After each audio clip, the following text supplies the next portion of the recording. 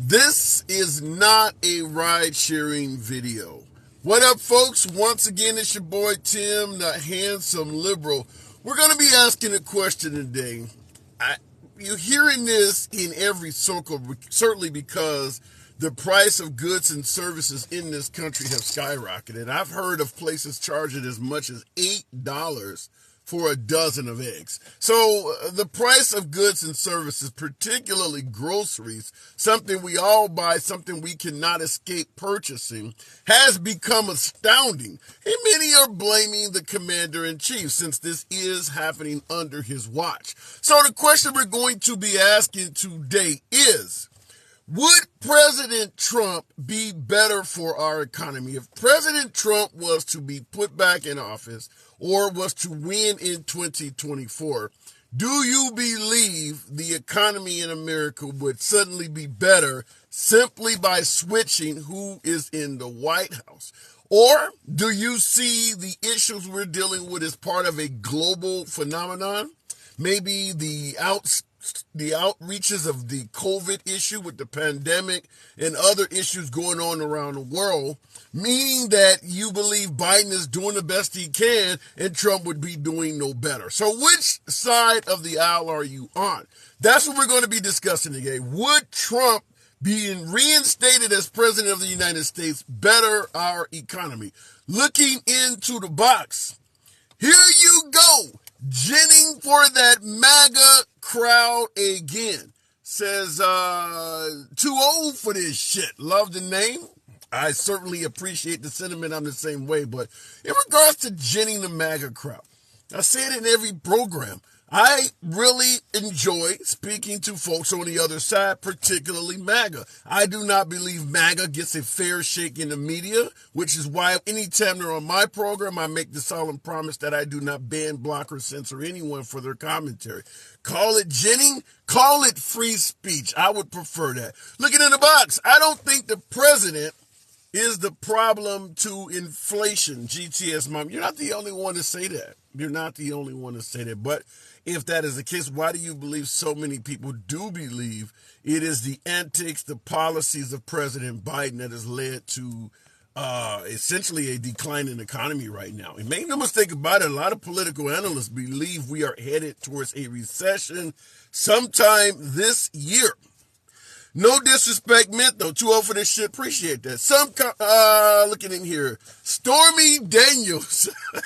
Corn Star G-Ma. Always love to see you in the program.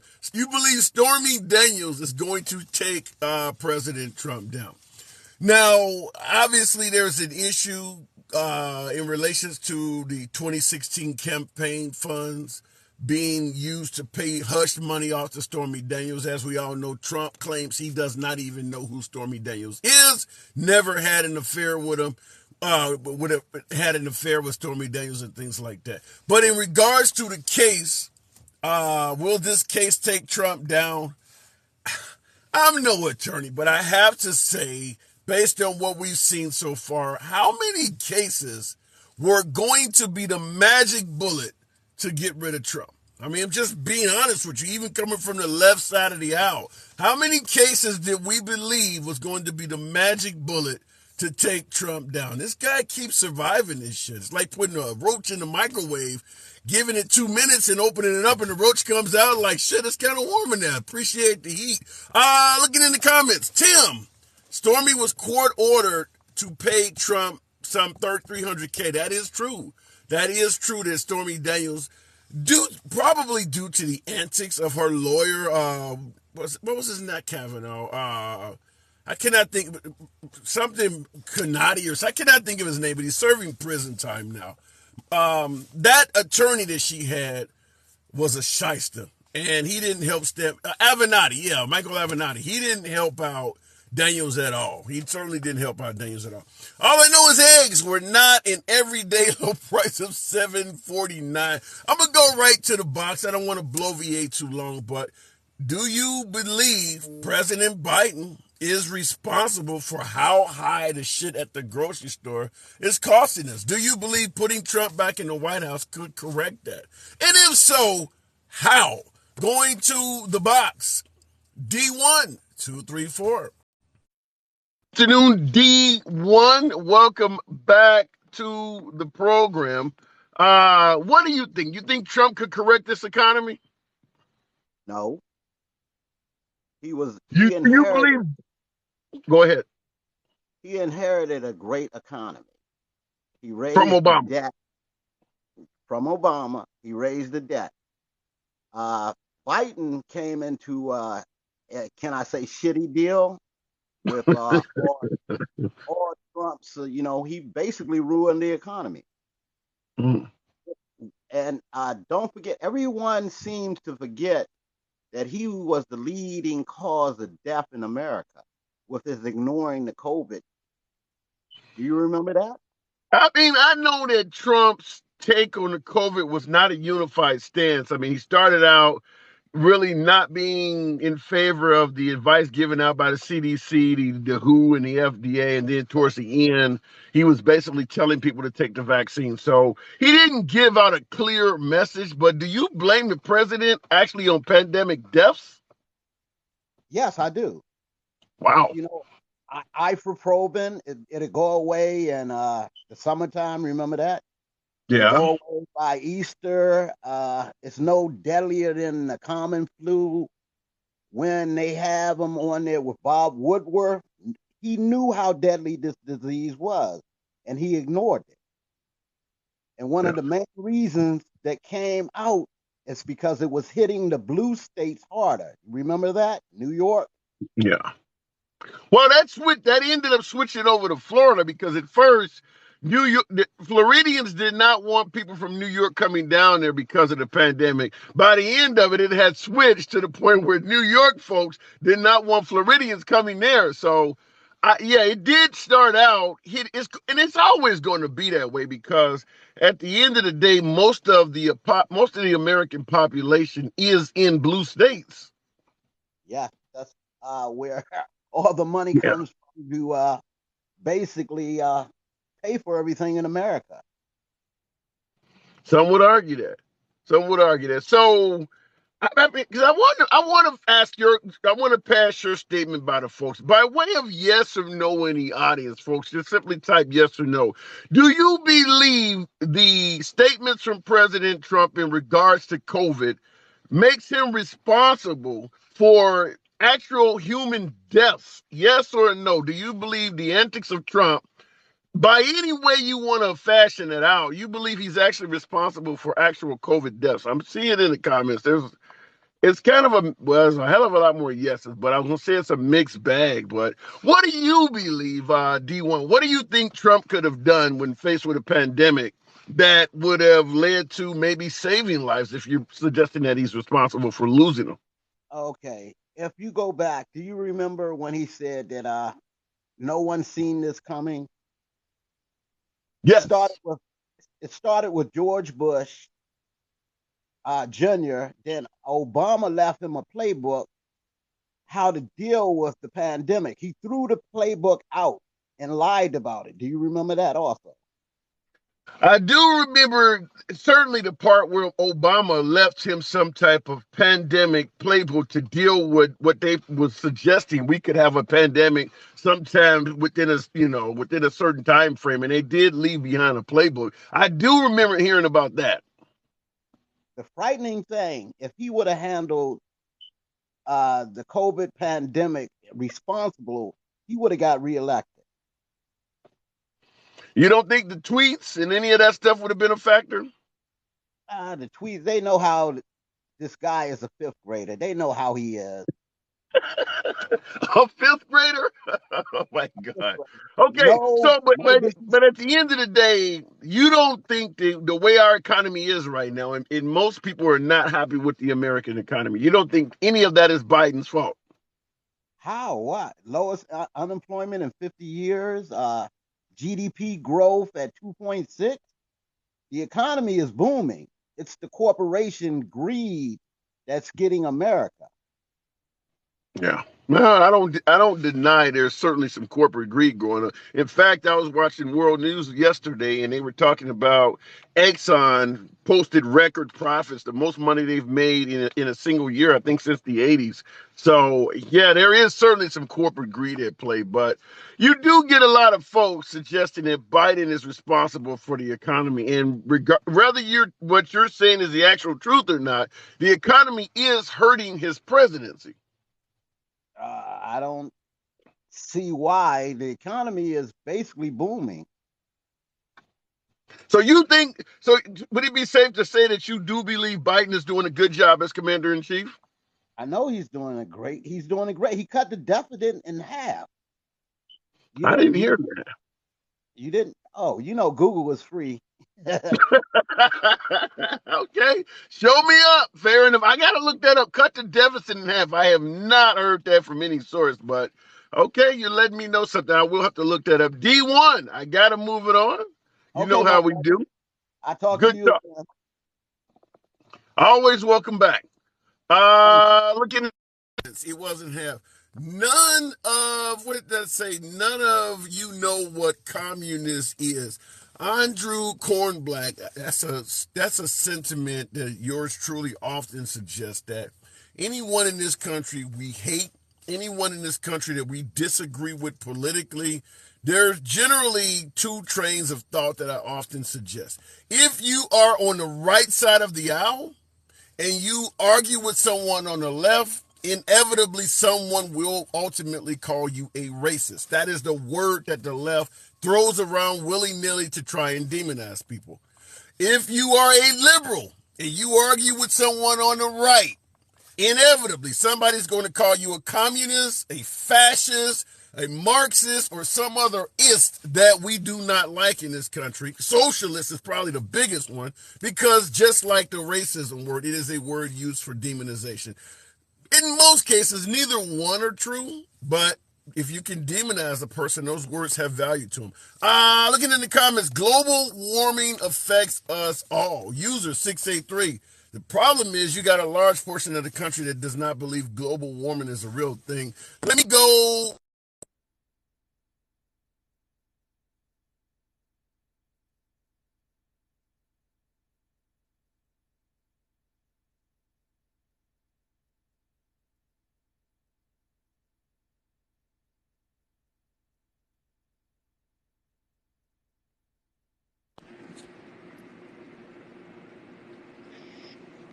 Hey, handsome. Hey, good afternoon. Okay, there we go. All right. Do you think the current economy is Biden's fault? Do you think Trump, if he was to win re-election in 2024, could fix, eggs costing $8 a dozen and things like that? Do you think that Trump could fix that? I don't think it's something that can be fixed right away. I think it's going to take time. We have to learn to stop spending. I think it's something like 80% of the money in circulation right now has been printed in the last 2 years. And, Wow.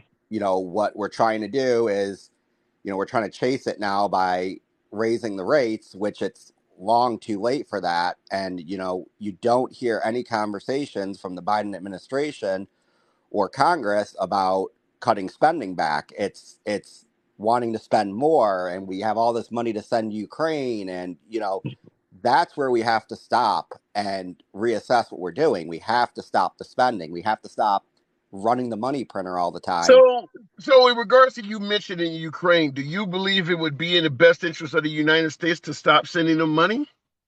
Yes.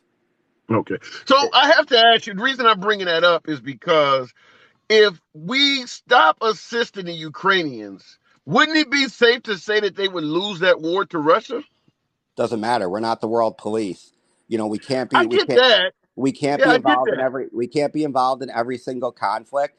Ukraine is not a NATO ally. We have no responsibility to that. They have to settle with Russia whatever they have to settle with Russia. We can't every time there's a conflict go into war and spend all this money, put our US military people at risk.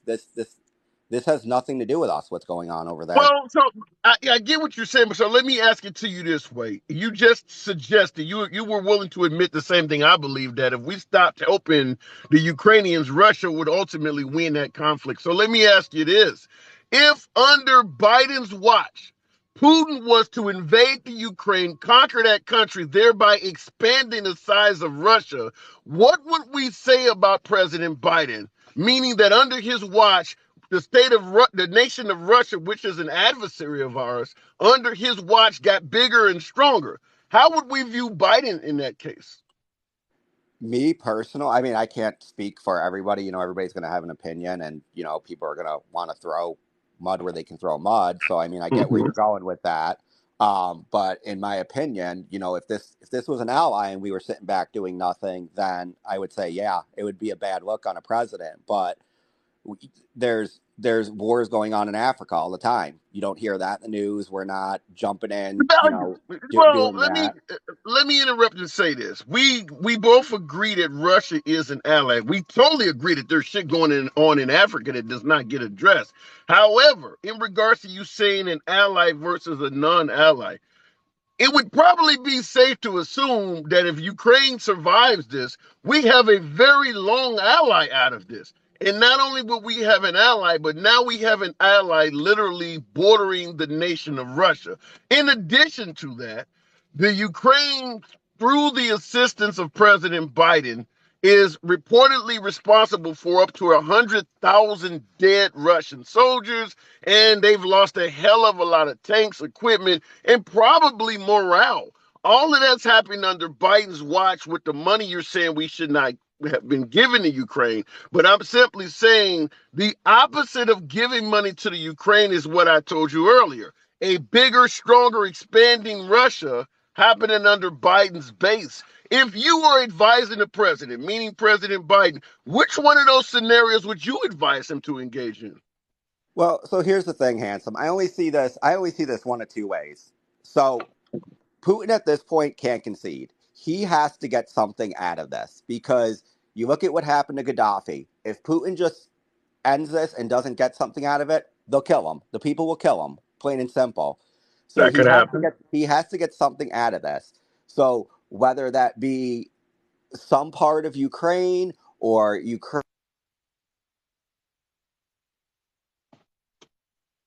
My caller, I don't know if you got a call. I'll give you a couple seconds to come back. Your audio went out, so I don't know what happened to my caller. Oddly enough, the number of viewers in this chat room right now is 666. I don't know if that's demonic or not, but okay, it changed. But I don't know what happened with the caller. Flipstock, I'll give you a few more seconds. While you're doing that, I'll read some of the comments. I thought the US didn't like Russia. Why sudden change? Because of orange? Legit question. That is a legit question. Flipstock, are you back? Okay, I don't know what's going on with the Yep, I'm caller, so here. we. Okay, there you go. All I right, can hear you. so finish your thought. I didn't. You draft out.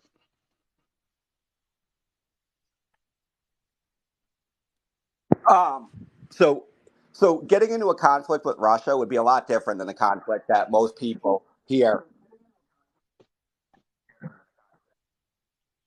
Yeah, I don't know. Okay. Unfortunately, I don't know what's going on with TikTok, but the caller was coming in and out. Let's try to move it on. Flipstock, I do apologize. I don't know what the hell was going on there. For you guys who do enjoy engaging in civilized dialogue, that's what your host tries to keep it. Civilized dialogue from both sides of the aisle without any fear of being censored, banned, or blocked. Feel free to follow the program. This is what we do here, generally 11:30 a.m. Central. This is a MAGA-friendly program. MAGA are my preferred guests. Nevertheless, liberals are welcome. And as always, I always state, when you're in the box, whether you agree or disagree with the host doesn't mean a damn thing. I'll give you plenty of time to state your point without any fear of censorship. Looking in the comments, during Black History Month, Jay Nicole, you need to follow the program and not just go by the visuals, which has led to your comment. Going back to the box, it is Yukon Dog. Let's make it happen. I don't know with the algorithms of TikTok or whatever the hell it may be. But I'm going to ask, by the way, folks, tap the screen, get your boy up to 10,000 likes. I would appreciate that. Yukon, good afternoon. Hey, good afternoon. How you doing? I'm doing good. So, the economy, would it be better with number 45 back in place? I think so. I've been listening to the last couple callers that you had, and this whole war in Ukraine. I think that's a big part of it. I think the infrastructure bill that we had passed, the big fat one. I call it fat because it's got so much pork barrel fat spending in it. Yeah. It was ridiculous. It's pretty funny how it seems like the American people who were all watching TV forget the pork barrel portion that was attached to it. The $250 billion sent to China for helping their wireless infrastructure for telephones, and 250 million for saving the salmon in Oregon, and it goes on and on and on. So, It was you mentioned in the beginning of your statement, you mentioned that you do believe the war in the Ukraine is part of it. Because I assume you've been listening in because you mentioned that. How do you feel about the dialogue we were having back and forth about if we did not contribute to the Ukraine, Biden would look weak on the world stage, which folks often suggest he looks weak now, but without him helping the Ukraine, Putin would have gotten larger and stronger under his watch. How do you view that? when I first heard it and everybody immediately was support the Ukraine, and the flag started flying everywhere, just like the part-time patriotism in the United States, where every Right. time somebody somewhere gets punched in the mouth, something happens in France. We're France strong, we're Boston strong. Yeah. I went and I read up on it because I was ignorant and I didn't know why this was all happening over there. And one thing that I did read was that this primarily is over the Crimean Peninsula, and their port. And when the Russians went to pretty much have a vote throughout the countries over there whether they wanted to be on their own or still be part of the USSR, that the Ukraine overall had a vote to say, yes, we want to be separate. But very closely behind that was 8 million Russians who live out on the Crimean Peninsula that want to still be part of Russia. And that's why he's trying to help his people. Because when he put a couple of troops down there, they went off and cut the water off from the mainland of Ukraine to the peninsula of Crimea. Yeah, Now, but think about what you're saying. Let's assume a, a significant number of Americans wanted to be part of Canada. They don't have the Second Amendment. They got universal health care and things like that. Let's right, say a significant portion of Americans wanted to actually be annexed with Canada. That right. doesn't give Canada the right to invade America, does it? No, I mean, we could use Oh, Texas too, because Texas, they always crying about, well, we're going to become our own country. yeah. But having said that, this is not the United States we're talking about. These are people over there that live under a whole different regime. Their way of life is different than ours. It's But not a democracy. their way of life is not in defense of Russia coming in and invading their country. No, but they were once part of Russia, and a lot of Russians still live there.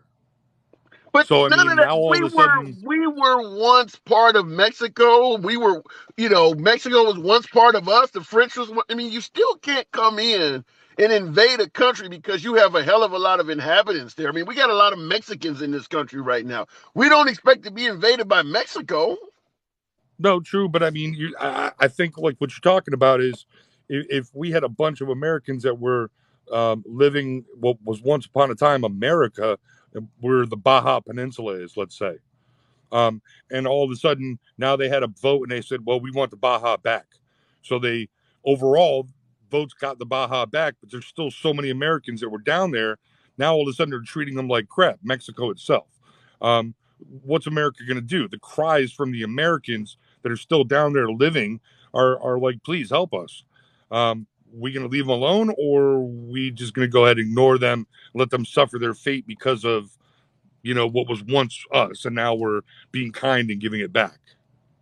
Well, if we go with your argument, you could have the Native Americans in this country saying, well, this was our country, we want it back. I mean, there are places all around the world where people could speak up and say, well, we once were part of this, or that used to be ours, we want it back. True. Which is what we're talking about in Crimea, where they're, I identify as Russian. We used to be part of Russia. So we want this part of our country to be, for the most part, annexed back to Russia. That's not how a democracy works. You can't, I mean, that's no different almost than the Confederates saying we want to separate from the country. Does it really work that way? No, but like we just said, it's not a democracy over there. It's a communist country. I mean, that's what the folks over there have been through for quite a long time. Yeah. And we can go to Israel as well if you want to talk about, giving back pieces of land. They're fighting Right. over, blocks, not miles, just blocks.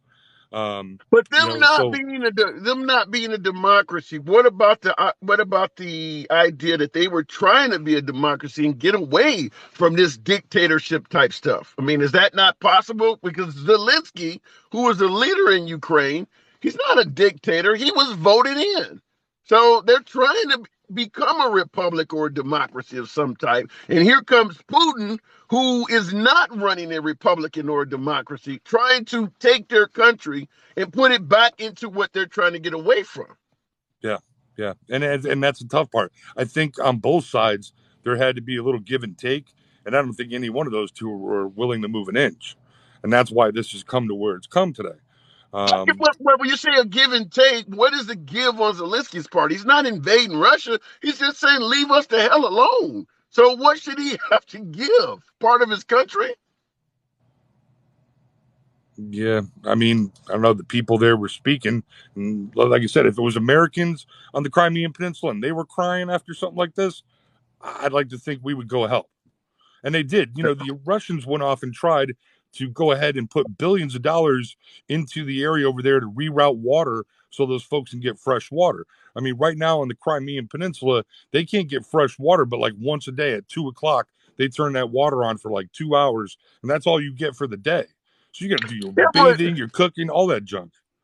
But was the folks in the Russian folks that wanted to be part of Russia, were they doing so bad in the Ukraine that invading the country was the only option? I mean, if the country itself as a whole, like you mentioned, Texas often wants to secede from America. They can't do that by themselves. You got to get the permission of the rest of the country because you control a lot of shit down there. A lot of our oil reserves, you got part of the coast, all of it. You can't just take off and lead a damn country and ruin everybody else, which is what they were trying to do in Russia. So even though the Russians in those areas wanted to leave, it's at the end of the day, it's up to the rest of the country to have a say in that, isn't it? Well, if I'm thinking about it correctly, I'm not quite sure in this part, but whose idea was it to do the annexation of their country? Was it Russia giving them the option, or was it the Ukraine's own people saying we want to annex from the USSR? It's one of those things where Texas wants to leave. We're not just going to let them leave because they have resources that are valuable to the entirety of the United States. Well, the Crimean Peninsula is a valuable port, a real valuable port over there. It's part of the country, though. Hawaii is a valuable port for us. Hawaii, well, not a port, but Hawaii is a valuable piece of land. It's strategically placed in the middle of the Pacific Ocean. The Hawaiians can't just say, screw it, we want to be part of a different country. Hell, Puerto Rico is only a territory that has no voting rights, and we wouldn't even let them go if they decided we just want to leave. I don't see how folks would look at Russia and say, even though the government wants to maintain the Ukraine as a whole nation, some of the people in the country should be able to override the government and separate from the country on their own free will. Can you imagine if we allowed that in this country? Yeah. That's, good point. I mean, that's why I like listening to you, because I listen to you because you're on both sides here. You're not just strictly, you're an idiot or you're a racist, like you said before. I don't. Yeah, I never told that. Like, you're a communist. No, by all means. You're thought provoking, and I like this. Like you said, it makes me think as well. But these are just some of the thoughts that were coming in my head. Thought I would share them with you. Like I said, hopefully we inspire some other thoughts. It is always a pleasure to hear him. Come on back anytime. We can chop it up again in the future. Good talk. Thank you. All right. Appreciate it. Good talk. You moving it on. But you have to call it like you said. And fair enough. Allies are friends. Cornstar, by the way, appreciate the generosity of the hat and mustache. Yeehaw! I was in the middle of a conversation, but Cornstar, it's always a pleasure. Russia wanted to take over the entire country of Ukraine, and that is the elephant in the room, that Georgia was taken over by Russia in 2008. Crimea in 2014. They didn't do anything under Trump, which a lot of folks, MAGA, oftentimes, bring, as bragging rights, well, he didn't do anything under Trump. Fair enough. But it's pretty clear that Russia has its eye on a hell of a lot more of Ukraine than just Crimea, because we just mentioned they took Georgia in 2008. They have Crimea, and now they're coming back in 2021 or what was it, last February, 2022. So they came back again. It's pretty clear that Russia probably wants the whole of the Ukraine. I don't think they want just certain parts. I think they want that whole damn nation. Certainly now with Zelensky being a huge foe. All right, going back to the box. It is, Rabbit MB? If I'm getting you guys a little bit mixed up, Jazz, every time I go back into the box, TikTok plays musical chairs with your name. So I'll try to remember the order as much as I can. Rabbit, good afternoon. Hi, just a question. I've asked it a few times, but to the other African Americans platforms, but I keep getting blocked. Since I know that Republicans are less sensitive in most cases. Okay. Let me hear you going. Let me hear you going. All right. So what's your question? I asked them about two specific words. Why they're racist. The first one is Uncle T. I'm not gonna say it because I'm white, and Uncle Tom, Uncle Ruckus. I get it. I get it all the time. I'm called an Uncle Tom and Uncle Ruckus every broadcast. And then the COON. Coon, raccoon, coon. Yeah, I get it. What is your question in relation to these terms? Why are they racist? How did they become racist? I'm now from South Africa, so those two words have always puzzled me. So I want to know from your perspective. That's a really good question. I honestly do not know the answer. I know Uncle Tom, if you look up the history of it, it doesn't fit what they're using it for.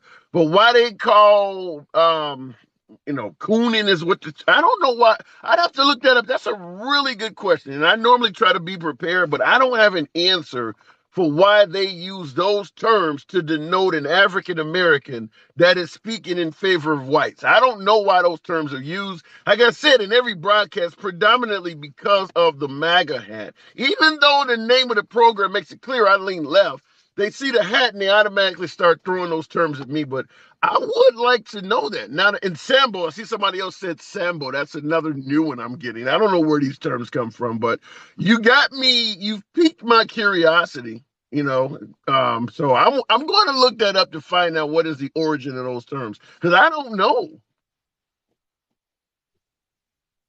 And I'll see it. I'll try and find out others and let you know. Fair enough.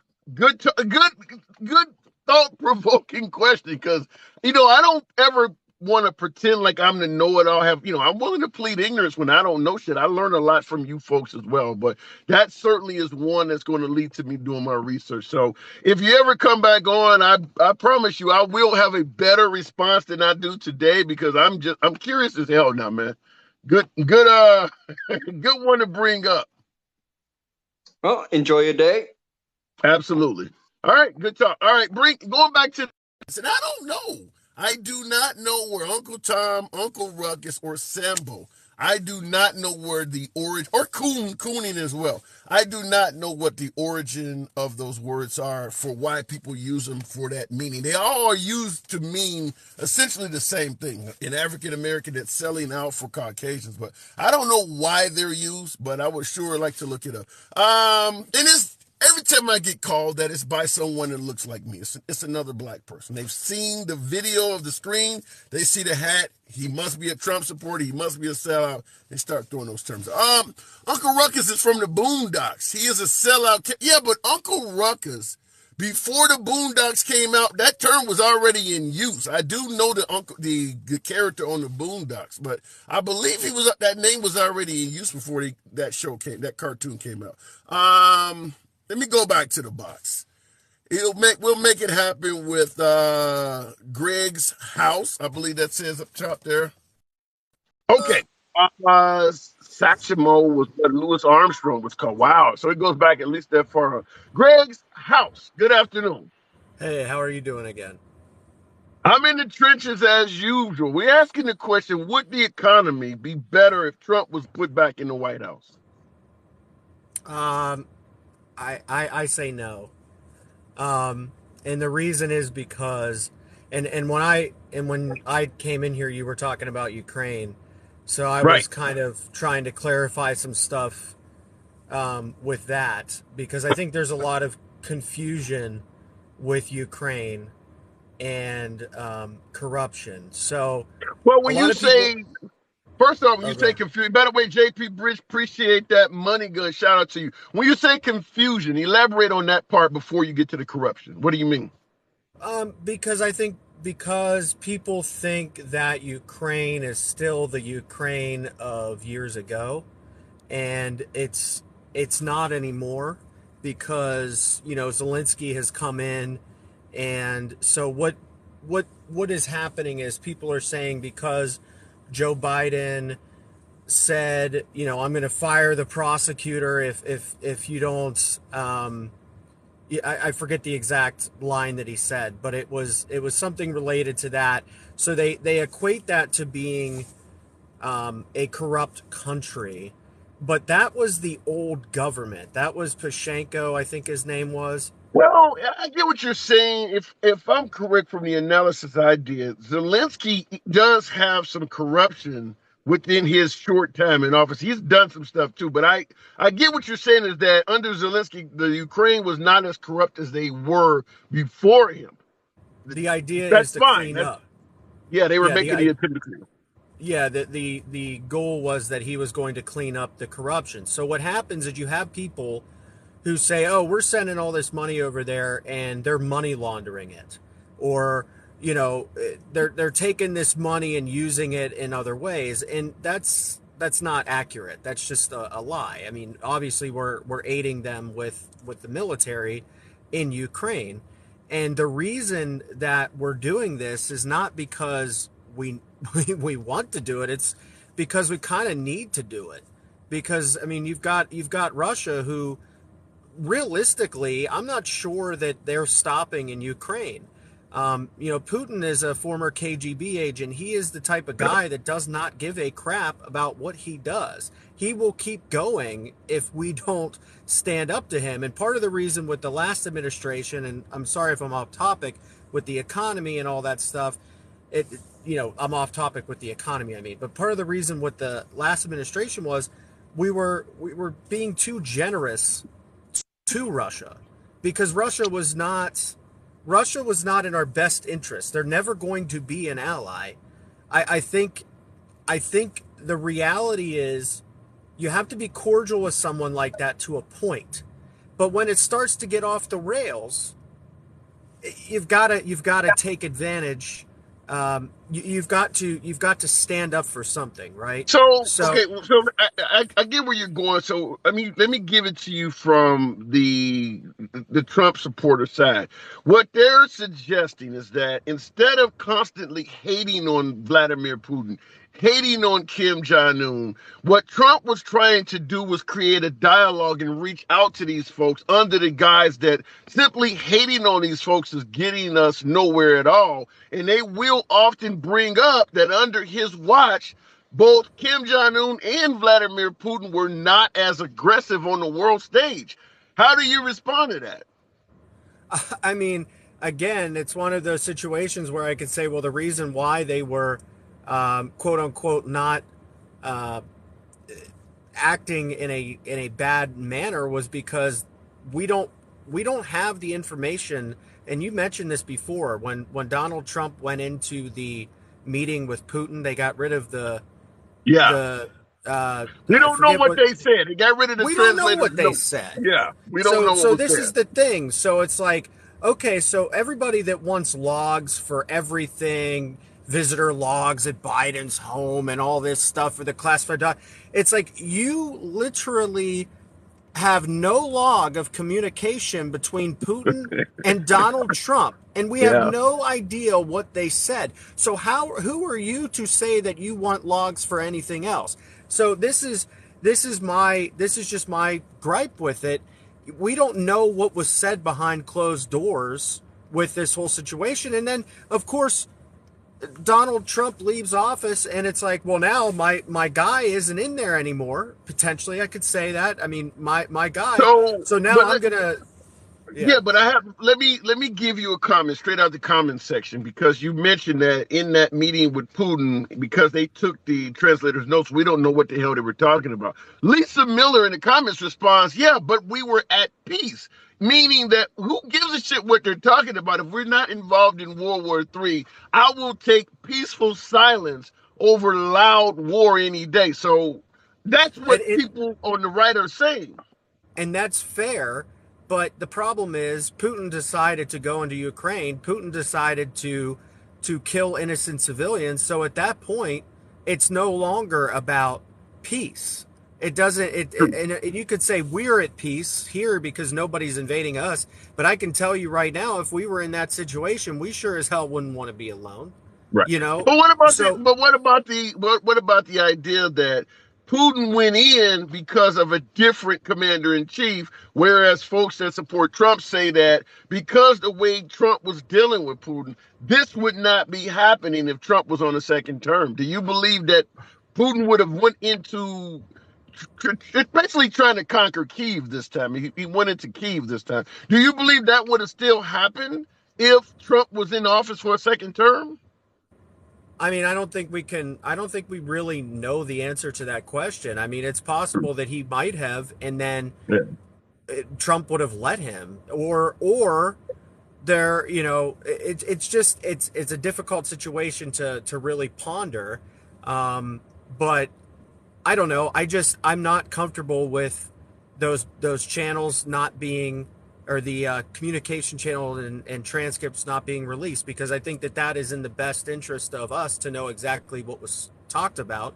And in all of the conspiracy theories that are out there that say that Trump is a Russian asset, or Putin and Trump coordinated this whole thing. I mean, that could all be debunked if we had the damn transcripts for the Well, conversation. I don't want to come across like Jack Nicholson and A Few Good Men said we can't handle the truth, but look what happened under the Obama administration, where they essentially paid off Iran to not pursue a nuclear weapon. If we did not know that, and he just did it behind the scenes, it might have made for more unity in this country. But because people knew that, particularly Trump, they started complaining, saying, well, why did you give them all of this money, and we want the money back and stuff like that. So if Trump can make a quiet deal with Putin that may be messy for you and I to see. They say watching how the sausage is made. The sausage tastes good, but sometimes you do not want to know how it's made. And like I said, with Obama making his deal with Iran, we know how the sausage is made. That's why Obama still to this day with that Iran deal gets criticized. Maybe Trump Mhm. foreseeing that happening, like, I can make a deal with you. It's going to be messy as far as my country is concerned. So I don't want any record of the deal to get out, because at the end of the day, we got to point out the obvious. Vladimir Putin went into the Ukraine under George Bush. He went into the Ukraine under President Obama, and he's done it under Biden. There is one guy out there that he did not go into the Ukraine under. So we have to Right. ask, why the hell did that happen? I mean, that to me though, that it's one of those things where there may be an obvious reason why that didn't happen. It could just be that the what has been said about Donald Trump doing business in Moscow and all that. Hey, I'm going to bring a Trump Tower over here, and don't you Could worry be, about it. could be, could be, So could be.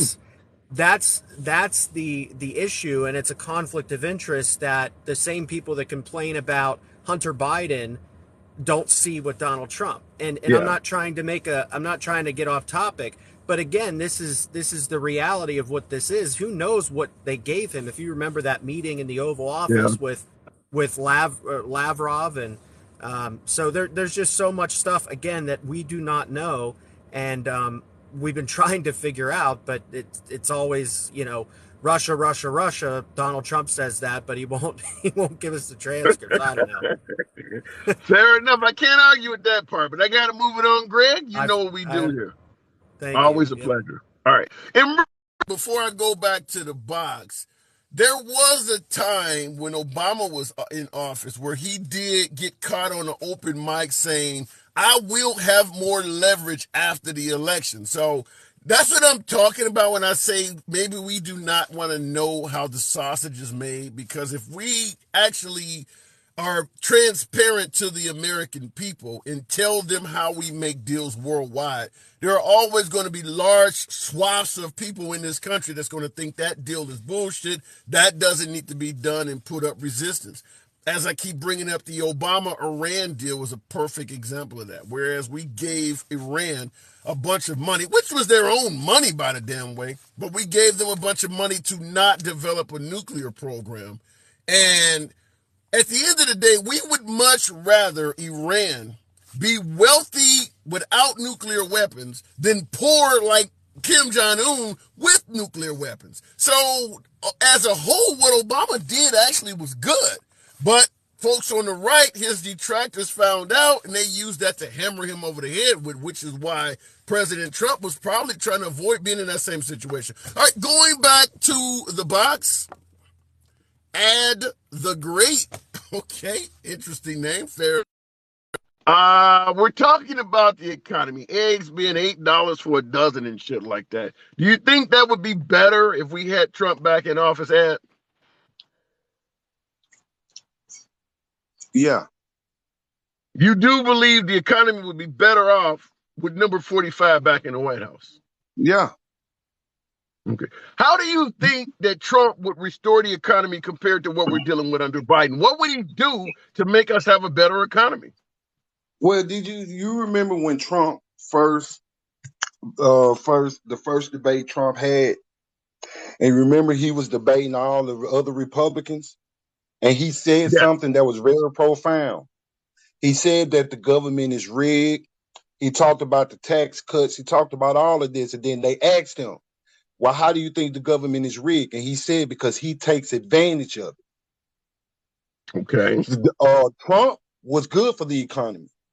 I don't get how. Okay, let's stay with. I'll let you continue. Okay, I want to respond to something real quick, because you're right. He did say that government is rigged, because I've used both sides. To me, that is like pointing out a guy with a feathered cap on and saying, you're a pimp. I know because I've been renting hoes from you. How does he get credit for that? You're admitting that you've been using this to your advantage, and now you're getting credit for pointing it out. Go ahead and continue your point.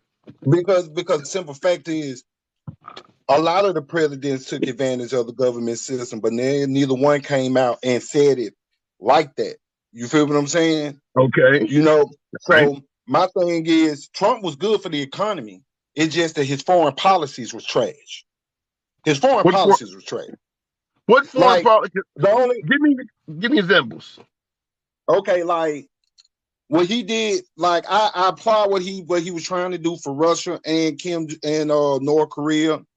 But I feel like the way he went about it was kind of wrong. Like old dude said, he was ultra secretive, like truly ultra secretive, to the point to where American people, us as American citizens, will question it because we don't have transparency. But also, like you say, transparency can be a two-edged sword. Right. Because certain things you don't want to know, and certain things that you shouldn't know. It's just like for me with this Ukraine stuff, the only problem that I have with it is you have enough money to give to Ukraine, yet the American people is suffering. It's just like I got food in my house, but instead of me feeding my kids, I'm gonna take my food to my neighbor. Let me interject and respond to that. And I hear that oftentimes. Instead of sending money to the Ukraine, why not take care of veterans or why not take care of the homeless? Let's just be honest. The Russians went into Ukraine last February. Around this time last year was the time this stuff was starting to develop. Was there not homeless people in this country a year ago? Was there not veterans complaining? Fact is, in this country, we don't give a damn about the homeless or veterans. We're only using that as a crutch because we don't want money going to the Ukraine. If the Ukrainian conflict is completely eradicated and goes away, and we're no longer sending money to the Ukraine, there will still be an ample amount of homeless and veterans being mistreated in this country. And those same people saying, let's stop sending money to Ukraine and help these other folks out, would be voting down all of the damn bills to help out the homeless. The first thing they would go back to saying is, who's going to pay for that? So I agree with you that we need to do something for our homeless. But the fact that our homeless are going hungry and they have nowhere to stay has nothing to do with the Ukraine. So the billions of dollars that we give the Ukraine has nothing to do with what's going on. Okay, so here's my thing about that. And I feel that it does have something to do with that because majority of the money that we get as a government come from taxpayers' dollars. Right. Majority of the money, it comes from us. Majority of America don't care about Ukraine. Ukraine is not our ally. But they care about the homeless? The thing, Russia, hold on. Russia is not a threat as people think. The media think Russia's this big threat. Let me tell you about Russia. Vladimir Putin can't even launch nuclear weapons without permission. He can't. Okay. I don't know if you're quite. Yeah, but I don't know if you're quite. No, I'm just saying because the way that the media got it is Russia's this big scary person, and Russia is a big threat to the United States. No one is a big threat to the United States of America. No one. Okay, let me interject on 2 points. First of all, you counter with the Ukraine is the reason about the homelessness. I would bring up the fact that we had a hell of a lot of homeless in this country throughout the entire 2000s, 2001, 2015, long before we sent any money to the Ukraine. So sending money to the Ukraine has not made homelessness in America worse. It was already there. That's why I'm saying it doesn't have anything to do with it. In regards to you saying Russia is not a threat, all of their neighbors seem to think Russia is a threat. Most of the neighbors of Russia believe that they want to reestablish the Soviet Union. Even our NATO neighbors to Russia believe that they are at a threat from Russia. They believe the goal of Putin is to reestablish the Soviet Union, and they all are in fear of being attacked after he's done with the Ukraine. Are you suggesting that they don't know what the hell's going on in their region? What I'm saying is it's none of our business. If they are NATO allies and they're suggesting then that you deal with NATO. It's not. See, that was the one thing that I did agree with Trump. Was the simple fact that America is putting too many of the troops and too much of the money in NATO, but we're not getting much of the return. You believe that? You believe we're getting no return from NATO. You believe that being able to have military bases all over the country, unlike any other nation on earth, no other nation on earth has military bases on all 7 continents, boats sailing all of the seas and all of the major oceans. You telling me that NATO, even though they're not paying their portion of the military budget, you don't see us gaining any type of benefit strategically and tactically by having bases everywhere, no matter where you are on earth. If you get into a scuffle with the United States, we have troops probably within 1,000 miles of where you live that can get there overnight. You don't see any benefit of that. But here's the thing. How many people want to get in the scuffle with us? Really, how many people want to get in? And our embassies, believe it or not, is a form of imperialism. I don't disagree with that. You feel what I'm saying? And I thought as America, we're supposed to be against imperialism. You know that's a lie. They told us from day one all men were created equal. And that was bullshit. We know that's a lie. Well, that's just my thing with what's going on. with what's going on. I feel that in our economy, what we need to do is we need to go back to a barter system. I know capitalism, all of that, but I think that we need to learn how to farm our own crops. We need to learn how to irrigate our own water, and let's trade amongst each other. You know what I'm saying? And I think with that, that can alleviate the prices, because you're not lying. $8 for a dozen of eggs is too much. Yeah. A pack of bacon is $11, $12. But don't nobody want to talk about the 29 food processing plants that the Secretary of Agriculture burnt down at the beginning of Joe Biden's presidency. Well, but nobody wants to say that. I don't want to get. I know about it. I've heard about it. I understand. Yeah, I'm just saying. And then we're not going to talk about him shutting down the Keystone Pipeline, which actually crippled the middle class. Okay. Well, let me say this before I got to move it on. But before I let you go, I will say this: when you point out some of the imperialistic actions of the United States, which you and I actually agree on, in my opinion, the United States is kind of like a mafia husband, and us citizens are like mafia wives. You know, your husband is out. You know, your husband is out in the street committing crimes and shit in the middle of the night and hurting people. But at the end of the day, you want these diamonds, you want these Birkin bags, you want these shoes. So that's how this goes. If your husband was not out doing that shit at night, your lifestyle would not be as great as it is. So that's why they're able to continue getting away with this shit, because at the end of the day, we know we are enriched because of what they're doing out in the street. That's kind of what's going on, would you not think? Yeah. I agree with that. Yeah. I literally agree with that. It's a lot of things. It's a lot of tomfoolery going on with our government. It's a lot of infighting, even among the people. That's why I say I'm an independent. I'm neither Democrat nor Republican. I'm independent. You know, I just choose what side is best for me. Fair enough. All right, Ed, great. I got to move it on. Good talk, man. Appreciate you coming through. Man, know your show, man. You know I don't miss it. Appreciate it. Always come through. All right. In the comments, wanted to respond to psychiatric, I think that says, the comment is rich. We are not rich. By whose standard? If you look at even the poorest American in the United States, they're going to be middle class in most other countries you go to, if not wealthy. I mean, I'm just being honest. You take the average typical American, even you got people in this country that are essentially putting together a life from temporary jobs, maybe a little food stamps here or there, and whatever they can piece together. That would be, considered some of the poorest among us, somebody living like that.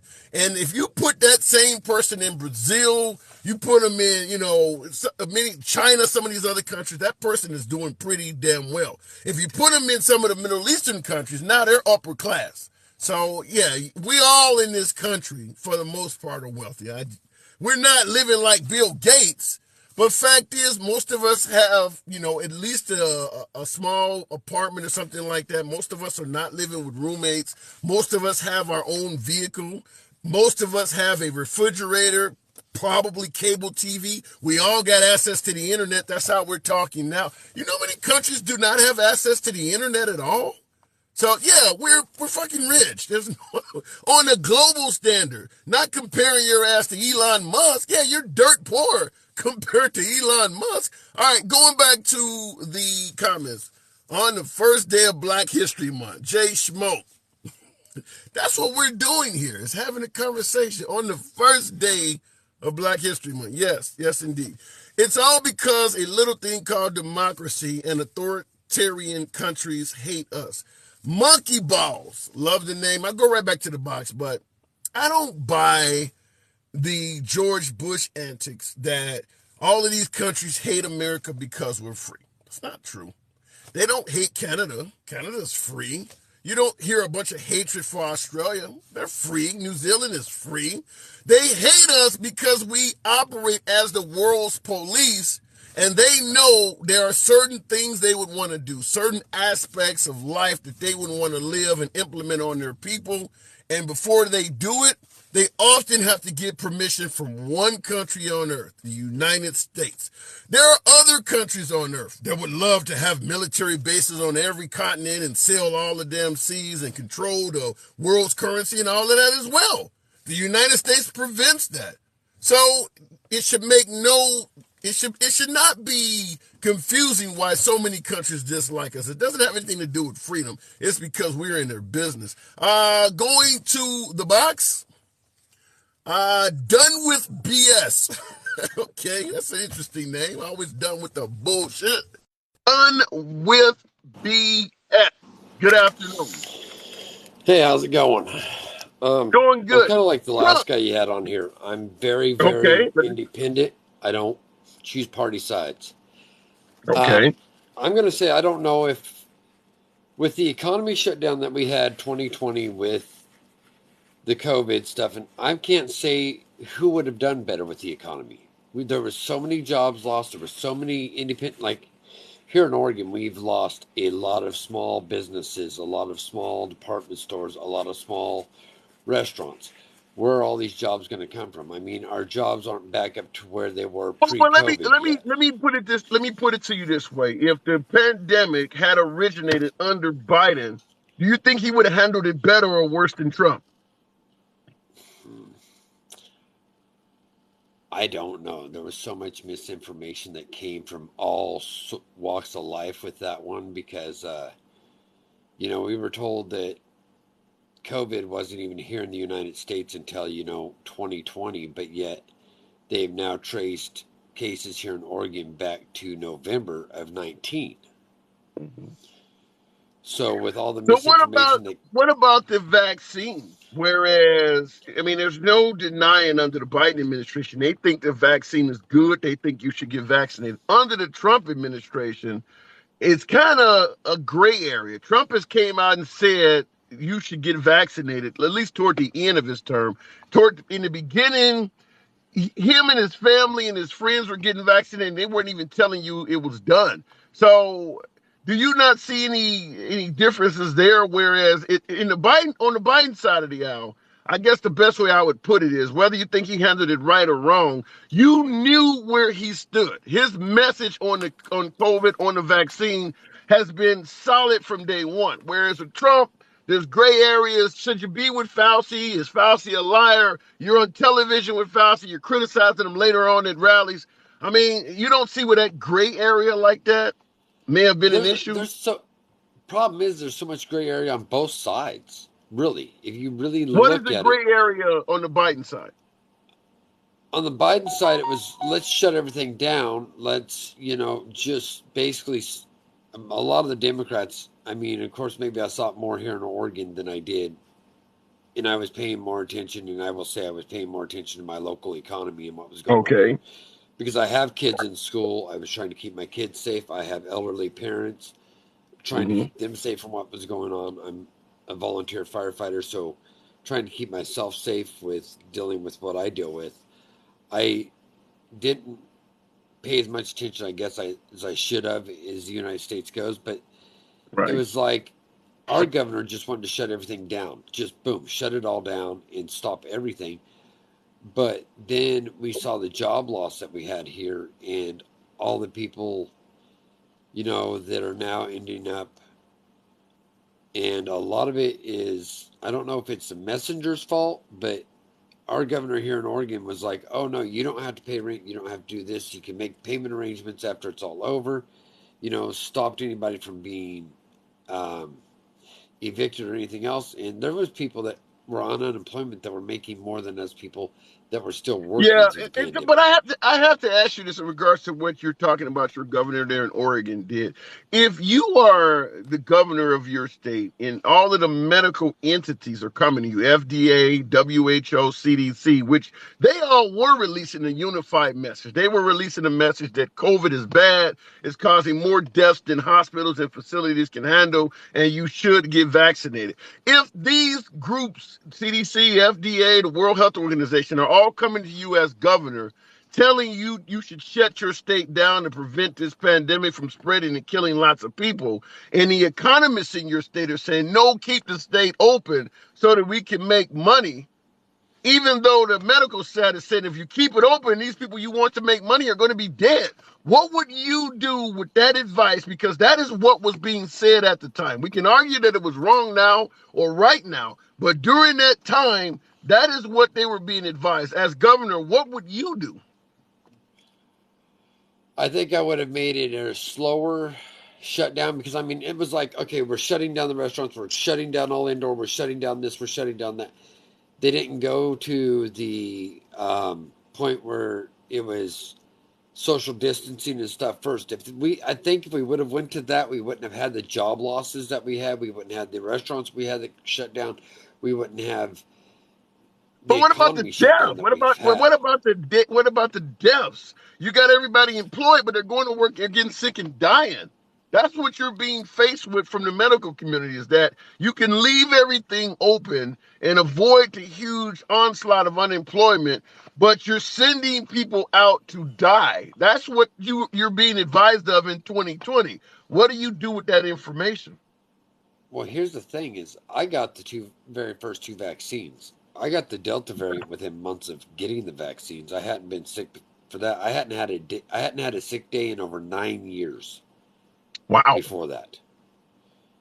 I use a lot of herbal supplements and everything else to keep myself healthy. So, but I hadn't had a sick day in 9 years before that. And I work in a welding facility, and we were beyond social distanced. So it was like the only place I could have thought maybe I came across it was shopping or something. And here's one thing nobody thought about was shopping. And I thought about it later on after I got COVID was people going through touching stuff, touching shelves,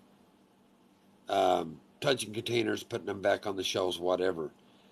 And then, you find out later on if somebody coughed, it could stay in the air for, Yeah. God, no, Yeah, because I it went was an back to, airborne. Yeah, it was an airborne illness. At the beginning, we were wiping down counters and told to leave your groceries outside in front of your house for 24 hours and shit. To some degree, we have to admit there was a lot of ignorance. People, this is something new. People did not know what the hell was going on. and, I did a lot of research later on because I was the one that got sick. I made my family sick. I brought it home to my kids, helping take care of my mom and dad because they're elderly. My mom and dad ended up getting it. I almost lost my mom with it. Um, my dad was on oxygen before that due to a surgery, so I tried to be very, very careful in everything I did. I mean everything. But then you found out if somebody coughed, it could be in the air for like I can't remember if it was 20 or 25 minutes airborne in the same area that person coughed in. It could have went in through the membranes in your eyes even. And what Yeah. if you had your nose and mouth covered? But based on So what you're saying, even though you're criticizing maybe the government for shutting down, you're admitting that you shut down your own family. You're admitting that you yeah, tried to keep them isolated. yeah, I did. I tried to keep Yeah. them isolated. I tried to be the only one that was out and about because I was taking a lot of precautions. I mean, I would go into store, obviously use hand sanitizer. While I was in the store, I was using hand sanitizer. Coming out of the stores, I mean, I tried to do everything I could, you know. But So if we would have had, based on what you're saying, is it safe to say that if you were the governor of Oregon, having shut down your own family and tried to isolate them, you would have probably done something similar for the state based on the I would have, information you were receiving? I would have told the people. And here's what I would have done is because I would have told the people, take the necessary precautions you feel are necessary. But inside restaurants, bowling alleys, we need to social distance. We need to, but we also didn't have all the information about how far airborne and how long it could stay airborne and aerosol. And there was so much Yeah, but that we until you didn't find know. that stuff out, until you find out how this is being transmitted and how long it can stay in the air and things like that, wouldn't it make sense to shut stuff down until you find out exactly what's going on as opposed to, well, I need to make money. I want to sell some things. I want to get back to capitalism. Knowing that it's a possibility you could be dead. I mean, wouldn't it make sense to at least wait a little bit? Can I say something real quick? Blue Cheese asked if I'm Absolutely. Republican or Democrat. I'm not either, Blue Cheese. I don't believe in either party. Both of them suck. So there's my answer to Fair that. enough.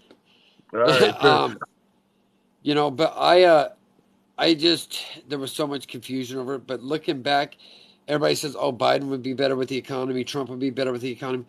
How do we know who would be better with the economy with all the job loss and all the shutdowns we had and everything else? You can't make a decision who would have been better. This was something on a global level we've never seen. So to sit here and say who would be better, we're never going to know. Well, fair enough. We're speculating, but I do appreciate that. The only thing I didn't understand was on the news right before the Super Bowl, they were saying that there's more chicken wings, chicken wings were going to be one of the cheapest snacks for Super Bowl parties, but yet we're talking about how we have an insufficiency of eggs. So the farmers or these corporations are butchering chickens before they're allowed to even hatch eggs. I don't know which came first, the chicken or the egg. I get what you're saying. It does seem weird, but I got to move it on. Done with BS. You know what we do here. Yeah. Come on back Take to care anytime. of yourself. Have a great day. You too. Absolutely. All right. In the comments, we know who did not do anything. The pandemic rolled out the New World Order toys. What is a New World Order toy? Sacred, I don't know what your name is. What is a New World Order toy? Trump had worst response in world. There is an outbreak of bird flu. Okay, appreciate it. Starfire, thank you for that heart there. Appreciate that. Worst response in the world. Oh my God, Pamela. COVID response was butchered by Trump and not butchered by Biden. Enough said. Well, excuse me. In regards to the difference between Trump and Biden, I was kind of alluding to that with the last caller. Whether you agree with what Biden said or not, he, for the most part, stayed on course with his message. You may think his message was total bullshit, but he has not wavered in regards to how he feels about COVID.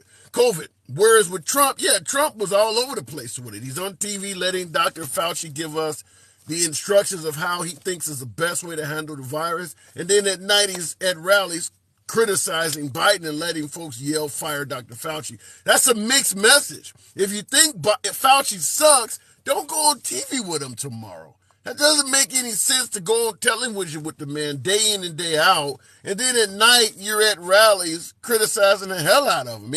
That is a very mixed message, and Trump was doing that. So, like I said, you can agree or disagree with Biden, but you know where he stands on COVID. You know where he stands on the vaccine.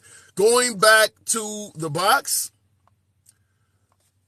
Frenchie 818. You coming through? Yep.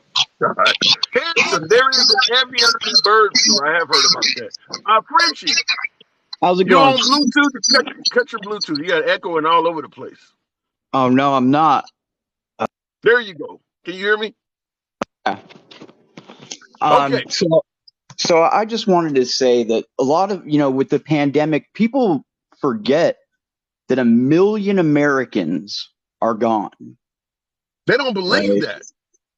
Well, I mean, we can look at the numbers, right? You just look at the numbers of excess deaths that were reported, and it matches perfectly with the numbers of COVID deaths that were reported. But that's not what I'm saying. Here's what I'm saying. They're suggesting that million number, in other words, during the pandemic, people were dying so fast, they were diagnosing everything as a COVID death. If you died of the flu, or if you died of diabetes, if you died of a heart attack, they didn't have time to properly diagose you. So when you say 1 million people do not believe that number is accurate. That's the point I'm making. Right. What I'm saying is every year, right, you can look at a mean number of people that die, right? And there's a number called excess deaths, right? So you can see how much the number differs, from the average, right? And 1 million extra deaths in a country, that suggests there was a serious issue. Well, right? Here's the problem, though. Here's the problem. You can't do it if you're not comparing apples to apples. And what I mean by it is this: if you look at the excess deaths in, say, 2015 compared to 2016, for the most part, everything in the nation from 15 to 16 was fairly similar, so you could make that comparison.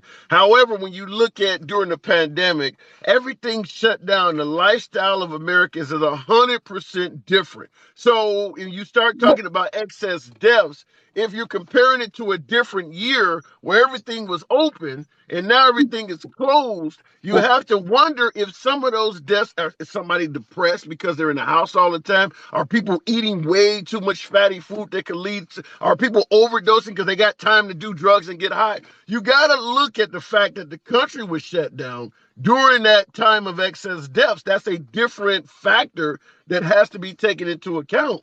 Well, hospitals weren't shut down. While there were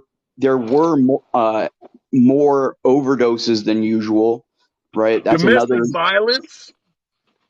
of of course, all those things happen, but it wouldn't account for a million deaths, right? No, but we don't Um, know how many. You're right. You can't say a specific number, but people hanging around their spouse getting pissed off and deciding to kill the bride. People getting, depressed and swallowing their pistol. Like I said, people getting high. People going on the bottle. We don't sure, know if it's a million, but we don't know what the number is. we do know what the number is. I mean, these are it's easy. You can Google this. The statistics get put out every year. Like it's you can see how many people commit suicide, how many people die of homicides, right? So I don't. I guess the way I'm trying to get across to it is this: when all of the resources are closed, hospitals are taxed because there's bodies coming in all over the damn place. I would suggest that the information that's during that time period is not going to be accurate. It's no different than in the middle of a war. Every soldier that's being wounded is not being diagnosed properly. They don't have time to do that. I don't think you can look at those numbers. And I am a four-time vaccinated individual, so I am not anti-vax by any means at all. However, I do believe that the numbers being released during that time period, whether you're a vaxxer or an anti-vaxxer, they're worthy of being questioned because we were being taxed absolutely, and stressed so much. absolutely, they're worthy of being questioned, right? But so far, every study that's looked into it, because universities do redo studies, and everything suggests that it was mostly COVID deaths, right? I mean, I don't know. I don't know. I guess. America we had so many more deaths than any other country, right?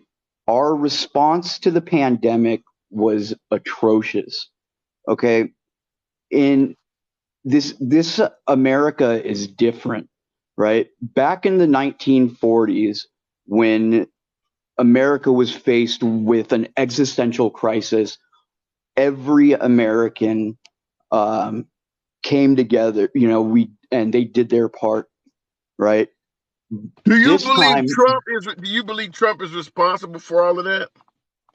I think that Trump surrounded himself with the just the worst people possible, The right? best and brightest was what he promised. That is what he promised, but we know that that's not the case. He surrounded himself with criminals. 11 Trump advisors have been sentenced, found guilty since he was elected, right?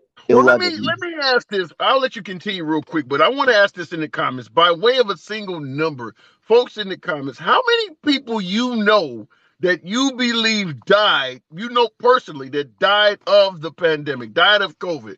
In the comments, I'm just curious to see what the numbers are. I personally do not know of anyone, but I have family members that know of people, and I took all of the precautions and I My, trusted the science. So, my but go dad ahead. died. Yeah, my dad died of in Really? March of 20. So, but yeah, what I was going to say was Trump surrounded himself with absolute cronies, the swampiest of the swamp, right? And it led to him making just terrible decisions. He waited too long to shut down, right? And there,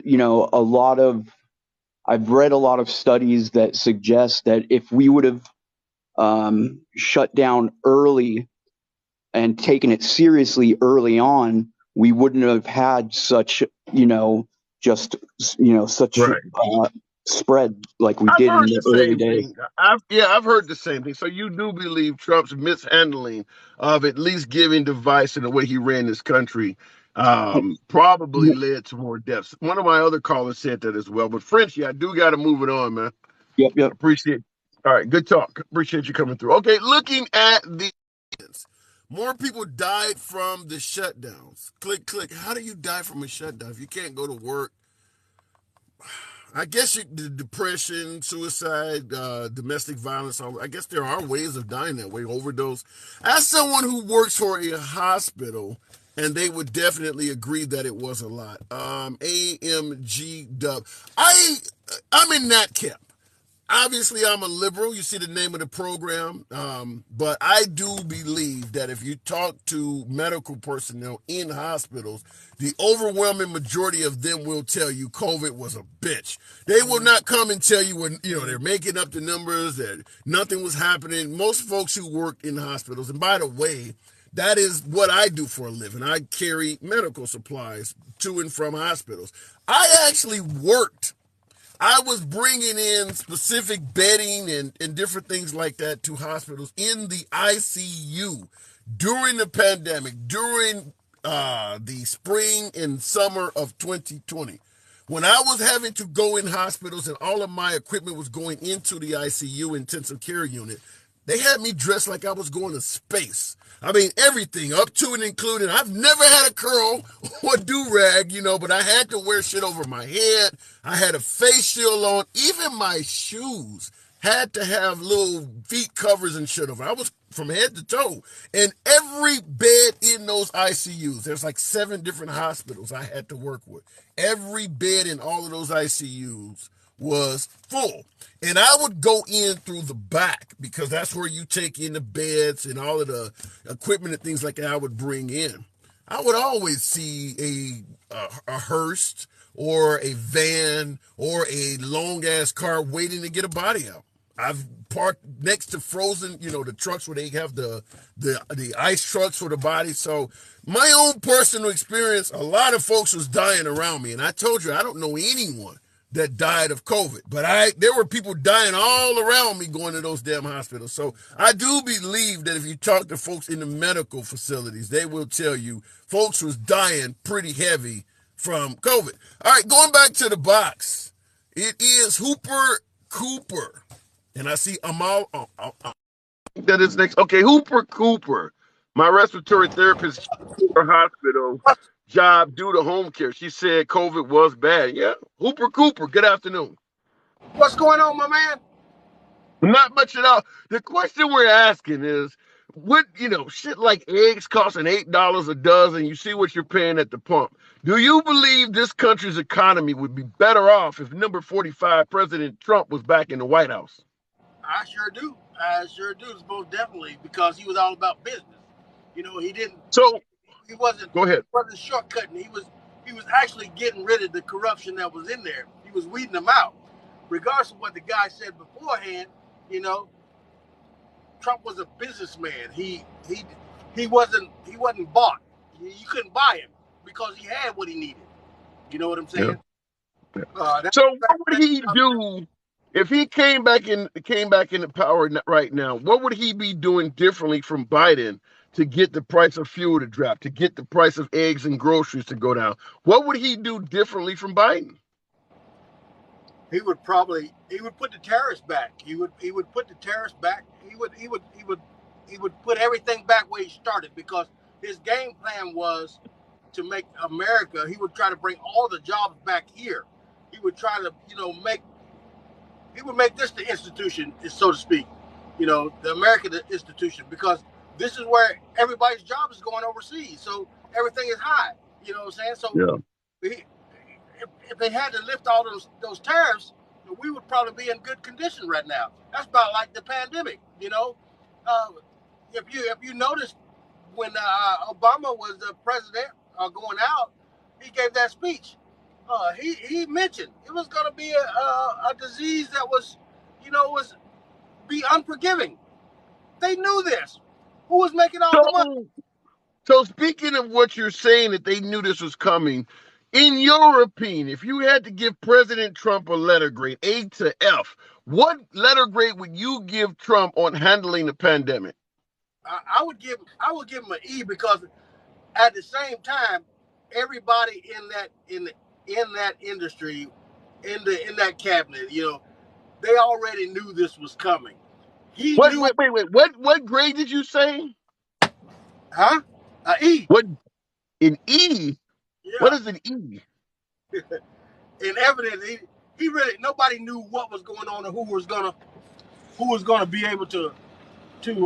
Yeah, but okay, you're faced with the unknown and it is now in your lap. You still have to handle it. You don't give him any grade at all in regards to how he handled it?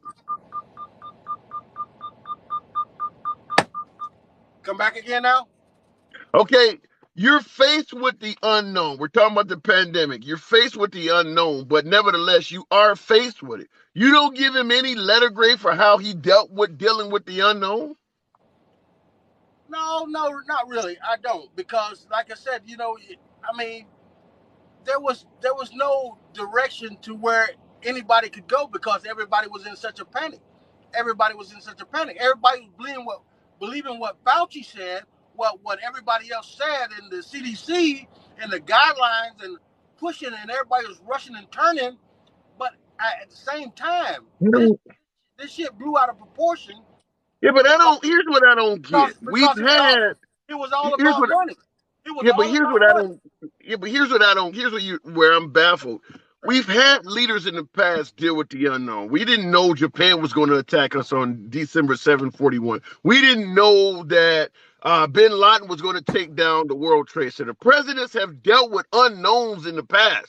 And there is a way to judge how they handled it. The COVID pandemic was an unknown, but how you handle it, there should be some form of a grade for every constituent, every voter should be able to view. You don't see him doing anything right, anything wrong. You have no grade at all for how he dealt with one of the worst pandemics in our lifetime, for certain, if not the entire 21st century.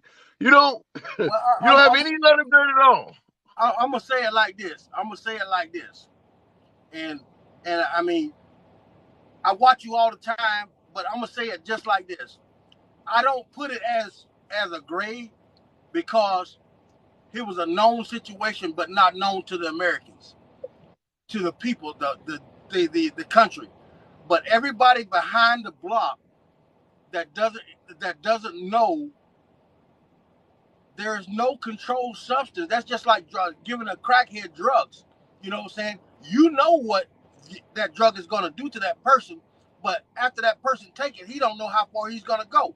So in other words, it was all a plan because it was a money issue. It was a big money scheme. You know what I'm saying? That was a money making deal. Big Pharma was making more money off of this shit than anybody in the world could ever. Elon Musk and they knew. It come down the ladder from Bill Gates. I mean, this shit was already planned. That's the reason why Obama made this statement. There will be a disease. So if it's already planned according to you, where Obama can make a statement, and keep in mind, COVID didn't really hit the United States until late 2019. So if That, it was planned to the point where, let's go on with your statement, if it's already planned, that means Trump had 2 years ahead of time to know about it. You don't see any issue with how he handled something that he should have known about 2 years prior? see that what I'm trying to tell you is that's the reason why. That's the reason why, because see, our reality is nobody really thought that Trump was going to win the election. They didn't think that. But They you thought knew, but they, but they by 2019, when COVID took hold, you definitely knew he had won by then. but see that's the thing. this stuff was already put in motion. It was already put in motion. You know what I'm saying? Like I said, it was already about the money. It was always about the money. It wasn't about who's going to, that's just like the number of people that died. They were making so much money on the falsibility or the allegedly or false documents on people that died, you know what I'm saying, because they wanted that accountability. The police, not the police, but the hospitals were getting $39,000 per person on that piece of paper saying that you had COVID, regardless of Okay, people. all right. I got to move on before I let you go. How do you feel? Because a lot of folks on the right suggested that Dr. Fauci was untrustworthy and giving out bad advice. How do you He feel about was. Trump? Okay, so how do you feel about Trump going on television with him for about a month straight, letting him give this information when Trump could have allocated him back to the HIV task force or put him on something else and took him off of COVID? Trump continued going on television with the guy by day and then criticizing him by night at the rally. How do you feel about Trump doing that? Trump was letting him hang himself. That's what Trump was doing. Trump was letting him hang himself. But he Hang was himself how? The guy retired with honors. How did Fauci end up hanging himself? Throughout Trump's tenure, he was the highest paid federal employee in the entire country. Hang himself how? look at the people now. Look what they're finding out now. Look what they're finding out now. He's Look retired. He's gone now. He's retired. hey, I'm just saying, man. I mean, I would love to hang myself career-wise like that. Pay me more money than anybody else doing my job. Let me work all the way to retirement, and you can walk around telling people I hung myself. I would take that trade any day. Hooper, I got to move it on, though, man. yeah, You know man. how we do. Hey, Good. All right. hey, Appreciate you coming through. All right. Comments. Man, this shit is pretty funny. Though you gotta admit these people are brainwashed to high heaven. Average Franco, love the name. Listen, I never talk down to my guests, whether I agree or disagree with my guests. I always make the solemn promise on every broadcast that I do not ban, censor, or block anyone for their commentary. I'll give you plenty of time in the box to state your case without any fear of censorship. Whether you agree with the host doesn't mean a damn thing. By the way, folks, if this is the commentary you enjoy, feel free to follow the program. 11:30 a.m. Central is when we're generally here most weekdays. Tap the screen. Get your boy up to 30,000 likes. 500 plus of us in here. You know how we do it. Going back to the box, Alamar, 44, 33. Good afternoon, Alamar. We're talking about the economy under President Trump versus Biden. Would Trump be the guy to put back in office to get us back on track? Alamar. Okay, unfortunately, it's not there. Let's keep it moving. The one and only Beth Thrips. Beth Thrips. Good afternoon, Beth. Always a pleasure. Haven't talked to you in a while. Friend of the program. Beth, how are you? I'm doing good. I'm trying to get on camera. Oh Lord. Y'all got me looking crazy. Okay, hey. There you go. Y'all are Hey. talking about Hey, remember I'm here. You probably don't know I'm hearing impaired, so it might be a little hard for me, but I think I could do it. I got the volume up. So y'all are talking about the pandemic, huh? Well, So we're asking a question first. We're asking a question under if Trump was back in office, because right now a lot of folks are unhappy with the economy. Could Trump get us back on par? Do you believe if Trump was back in office, the economy would be better than it is now? Hell no. No. Listen, do people not remember COVID? Let's go back to bird flu under Obama. Were we under lockdown under Obama? No. Were we unable to work under Obama because he let bird flu get out of control? No. And what was Trump's excuse when COVID-19 came? Obama left the cupboards bare. Now that's like if I'm a McDonald's manager and I walk in, we don't have no cheeseburgers. The other manager, I'm the manager. I order cheeseburgers. He couldn't order anything.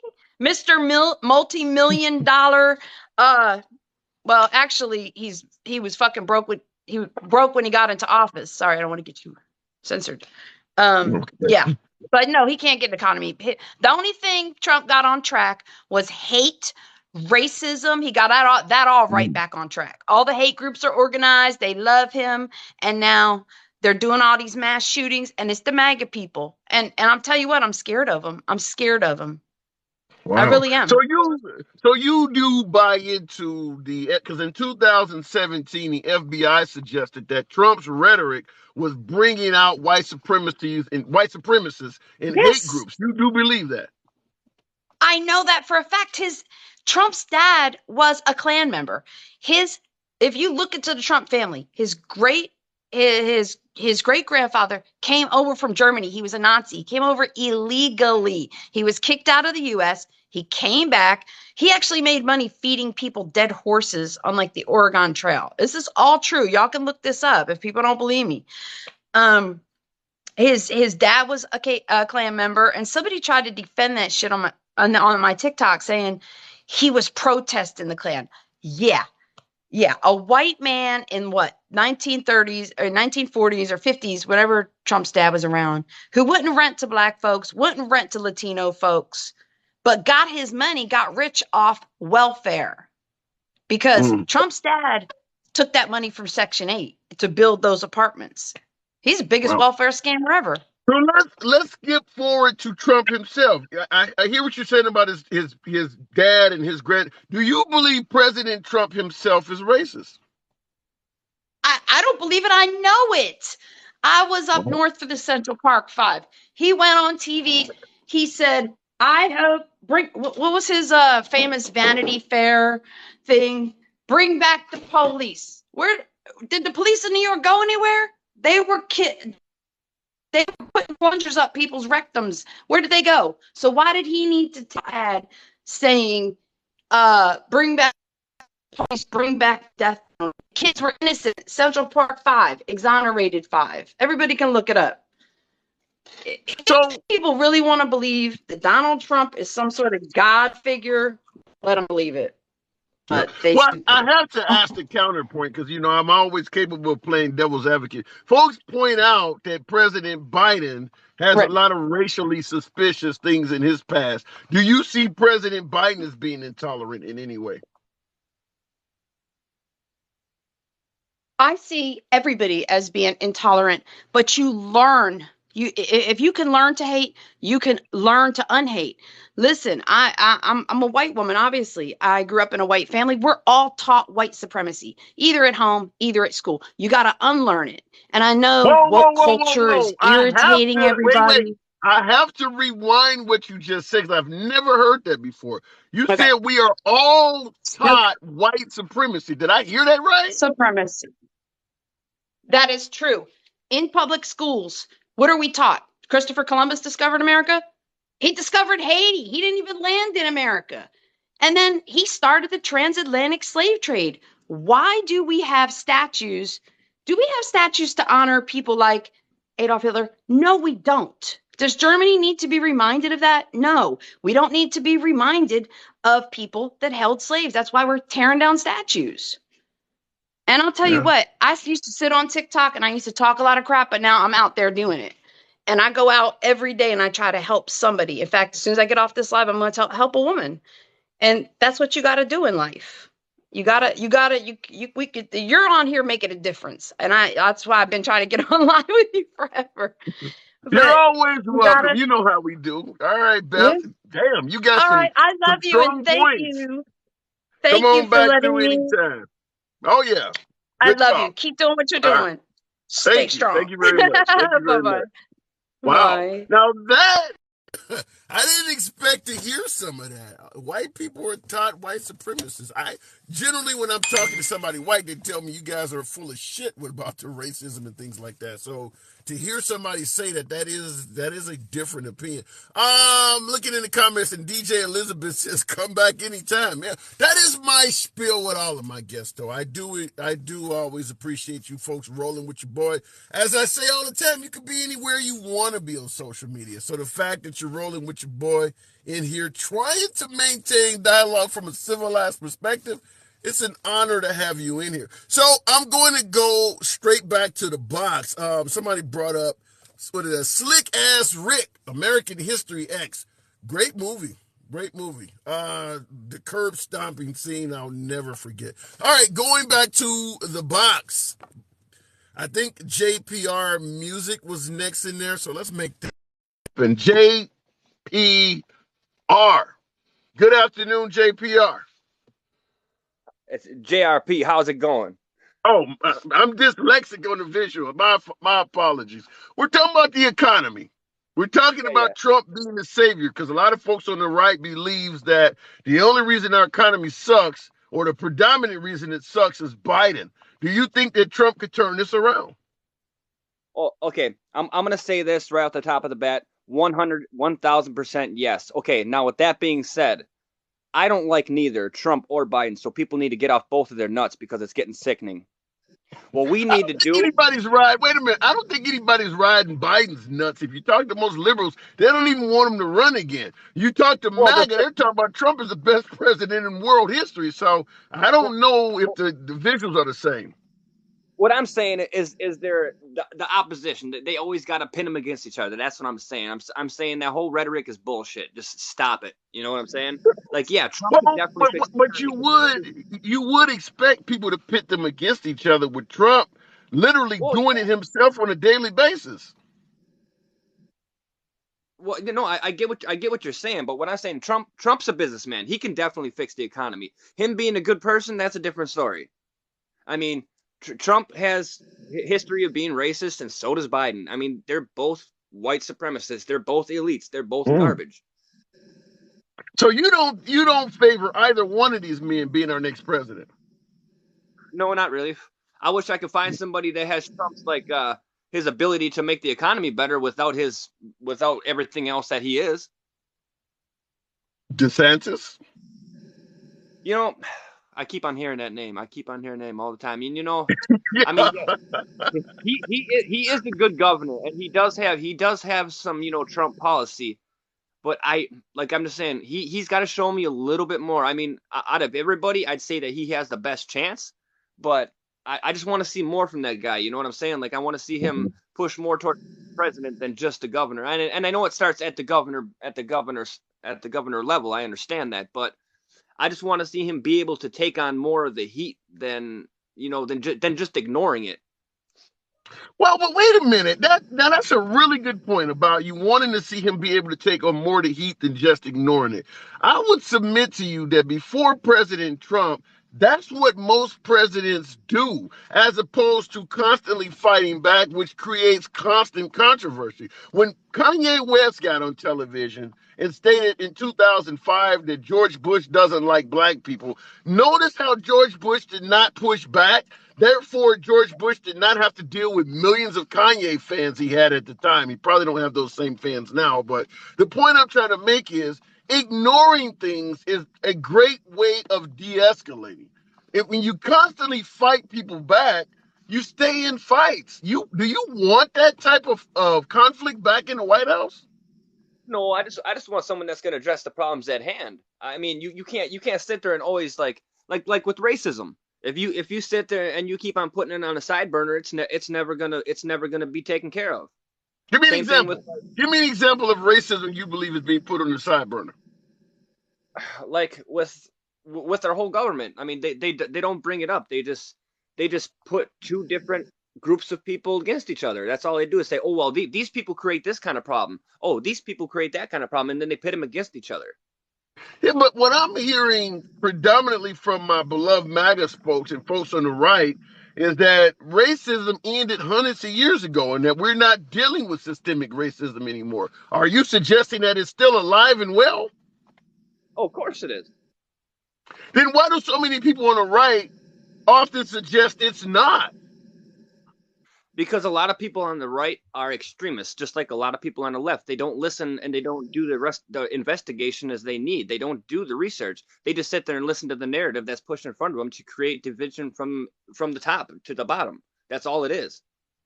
So let me ask you, we talk about this sometimes on the show. Do you believe, like, for instance, the Confederate flag, do you see any racism in that? I see it tied to racism. What do you mean when you say that? A lot. Well, there's different flags than just the Confederate flag, and what it meant in the beginning, as to prior to what it became. What did it mean in the beginning? If my memory serves me correctly, the original Confederate flag was a battle flag. What were they battling for? Against racism. It was the whole racism battle between the North and the South. You believe the Confederates in the South were battling against racism? No, I'm saying that battle in particular. Like don't quote me, because I'm not saying that that's 100%. Okay. But I'm saying All right. I know there was more than one. I know there was more than one flag that was tied to racism, and one of them was not tied to racism. But the one that you see on like the General Lee and stuff, that shit's always been as racist as it could be. Okay, all right. So in other words, the one on the General Lee is the one we're talking about, even though technically it is officially the battle flag. It also, by modern day standards, is what we refer to as the Confederate flag, the stars and bars. The one you're talking about that's on top of the General Lee, that is what we now call the Confederate flag. But so you do see that flag as being racist. I see that it's used as a racist tool. Yes. Yeah. Okay. All right. That's what I'm trying to figure out. So you're not a big fan of Trump or Biden, and you haven't seen enough from Ron DeSantis. What about Nikki Haley? She has advised the former President Trump that she is considering a run. She is the former governor of, I think it was it South Carolina? She's all, and by the way, she took the Confederate flag off of her state capitol building. So what are you aware of Nikki Haley? Not a lot, no. Okay. Well, here's the issue, because when I brought up Ron DeSantis, you're saying you need to see more from the person. At this point, with Ron DeSantis literally being the nation's most popular governor, I can't imagine who else would run that would meet your standard of you need to see more from. I mean, we've seen probably more from Ron DeSantis than anybody else. His handling of COVID, his economy, the way he talks about certain issues. I don't know anybody else that's going to fit the bill. Well, I see DeSantis running and being a decent candidate, but I'm saying for me to back him with all my heart and soul, I'm going to have to see more. I mean, I ain't going to say that he ain't a negligible candidate. He'll definitely be able to run, and he probably would win. But my case in point is if I put my heart into something, it's got to be damn well, the situation, the cure. It's got to be what needs to be done. All right, fair enough. All right, JRP, I got to move it on. Appreciate you coming in. All right. All right, good talk. Thank you. All right, comments. We had a party when they took the flag down in South Carolina. Fat Girl Chronicles. That's just fucking sexy. I didn't know that. You guys had a party when they took the flag? I guess I could see that, though, because even when they were tearing down the flags, you had folks out there partying and things like that. So I guess I could see that with the flag coming down. Kind of like when they took down Saddam Hussein's statue and people were hitting it with shoes and shit like that. If you believe something is bad and it's removed, yeah, it would make sense that the public is going to celebrate that. In regards to the comments, bad brandy. Ooh. The Democrats started the KKK. That is absolutely true. But where is people like Nick Fuentes and David Duke? You think they're voting for Biden? You think they're down with Al Sharpton and Jesse Jackson and Barack Obama? You think they love the Democrats in modern day time? I would think not. All right, going back to the box. I was looking for the next guy. I guess he disappeared out of there, but we'll keep it moving. This thing is all over the damn place. Okay, Alamar 4433. You dreamt last time. Let's see if we can make it happen this time. Can you hear me? I can. I'm sorry about that. I'm at work, and it was once I put my phone down, that's when you called me up. So I'm sorry about that. Okay, fair enough. So we're talking about Trump again in regards to a better way of leading this country economically. Do you think he could make that happen successfully? Do you think he would be better for our nation's economy than Joseph R. Biden? Well, I mean, I just think if we take a look at, where the economy was when Trump took over office to where the economy was when Trump left office, I believe it's at a much better place than where the economy is today. Yeah, but how do you respond to liberals who suggest that Trump inherited a good economy from Obama? Well, I believe he inherited a good economy and made it even better. Like he expounded on that and went even better. Take a look at where gas prices were when Trump took over office to where gas prices were when Trump left office. You know, I mean, they Well, were. when Trump, but you gotta keep in mind when Trump left office in January of 2021, a lot of the nation was still closed. So I don't know if you can look at the same metrics because under Biden everything's open. Under Trump, everything was closed when he left office. Well, okay, but that was only for a couple of months, right? And we look at he had the national average down to like $2.15 a gallon or something like that. Okay. And and then one of the first things that as soon as Biden took office, within he signed 26 orders within the first 10 days or 7 days, executive orders. Inversely, when Trump took office, he signed one executive order in his first day, opposed to 9. The second day, he signs 0, opposed to Biden did 8. He in his first 10 days, he only signed 7 executive orders.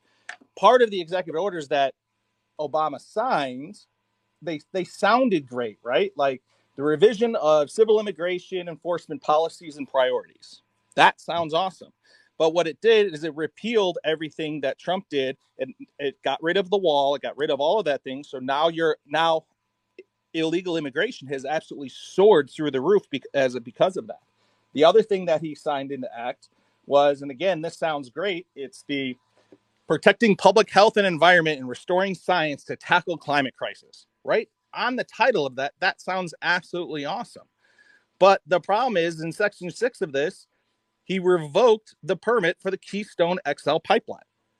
Like right there. And then gas shot up from there within just a couple months to over $6 a gallon, $6.30, $6.50 on average. Okay, so right now, Biden, and by the way, folks, tap the screen, get your boy up to 40,000 likes, bring me more MAGA. That's generally what the algorithms do. But yeah, tap the screen, show your boy some love, get it up to 40,000. In regards to Biden, he has, as opposed to, you mentioned the Keystone Pipeline, we're talking about the price of fuel. Biden is obviously moving us towards probably e-vehicles, electronic vehicles, or some form of alternative energy. Do you think he's doing the wrong thing? Do you think we should have stayed with fossil fuels longer, which is probably what the Trump agenda consisted more of, is remaining on fossil fuels longer? Well, I think you should let the public decide which way they want to go.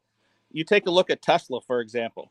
Tesla started from scratch a company, an electric vehicle company. Nobody wanted electric vehicles before him. Yeah, there were some that were around and things like that, but they weren't practical. They weren't realistic at all. The general economy, he took that market and has pressed that forward to where now every single major marketer has to have an electric vehicle just to compete with Tesla because the demand was there for Tesla. And I don't think that has anything to do with Biden. I bought a Tesla while Trump was in office. What did you think of that? I've never driven one. I mostly from my folks on the right, I often hear the range is too short. They don't have a lot of power. When it's cold, the batteries don't work. It's all negative. It takes 3 days to put a fire out. How do you view your vehicle? So I live in Chicago, where it is currently 9 degrees. Okay. I'm a 30-year veteran of Chicago. I'm quite familiar with Chicago. So fair enough. All right. So you're very, very familiar with our weather here. The fact is, yes, the range is decreased in the cold and things like that.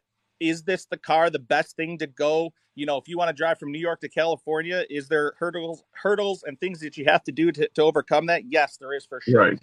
But I would say that 90%, maybe 85%, well, let's go with the 80-20 rule because that seems to fall in everywhere, right?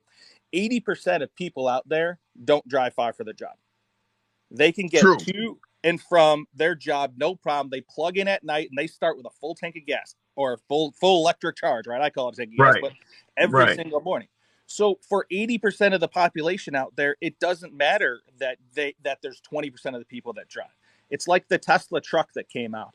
You know, everybody's talking about, well, all these over-the-road truckers, it's not going to work because they got to charge and they got to stop. Yeah, but over-the-road trucking isn't all of trucking.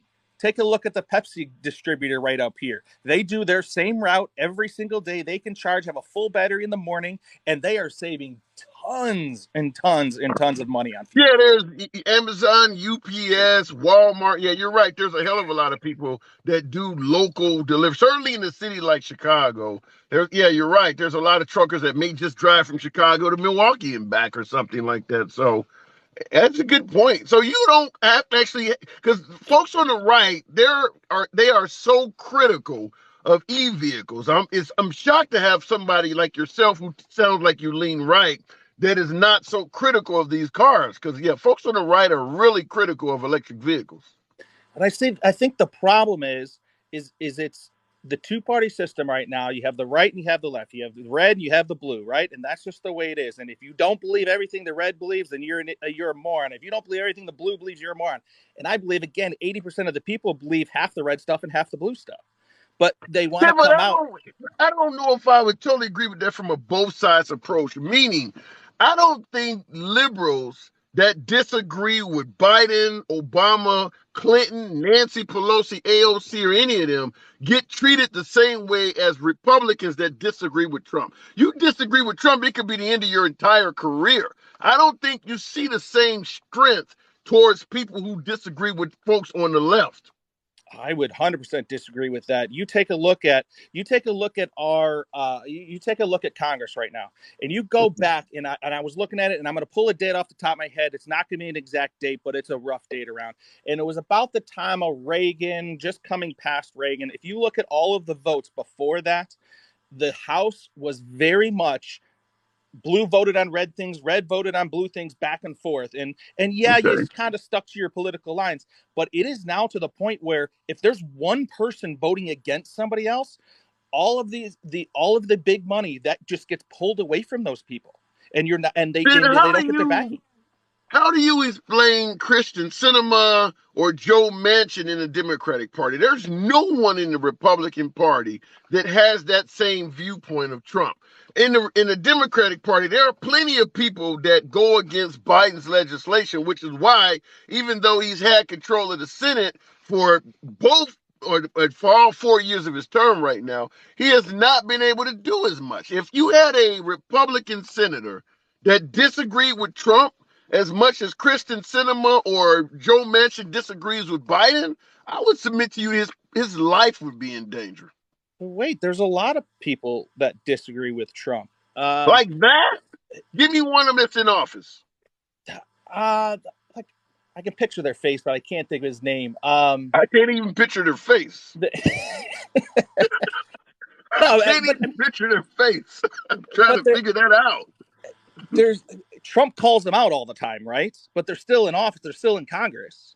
I mean, think about the people that folks on the right, my beloved MAGA, disagree with. Mitch McConnell, Mitt Romney, hell, John McCain before he passed away, Liz Cheney, Adam Kidd. When you look at their voting record, it's nowhere near as bad as Joe Manchin or Kyrsten Sinema. Their only issue is they didn't agree with him on January 6th. But their voting record compared to Joe Manchin, I don't see that in the Republican Party among anybody. You know, I mean, I think, do you think that the Democratic Party supports Joe Manchin? I think he won anyway.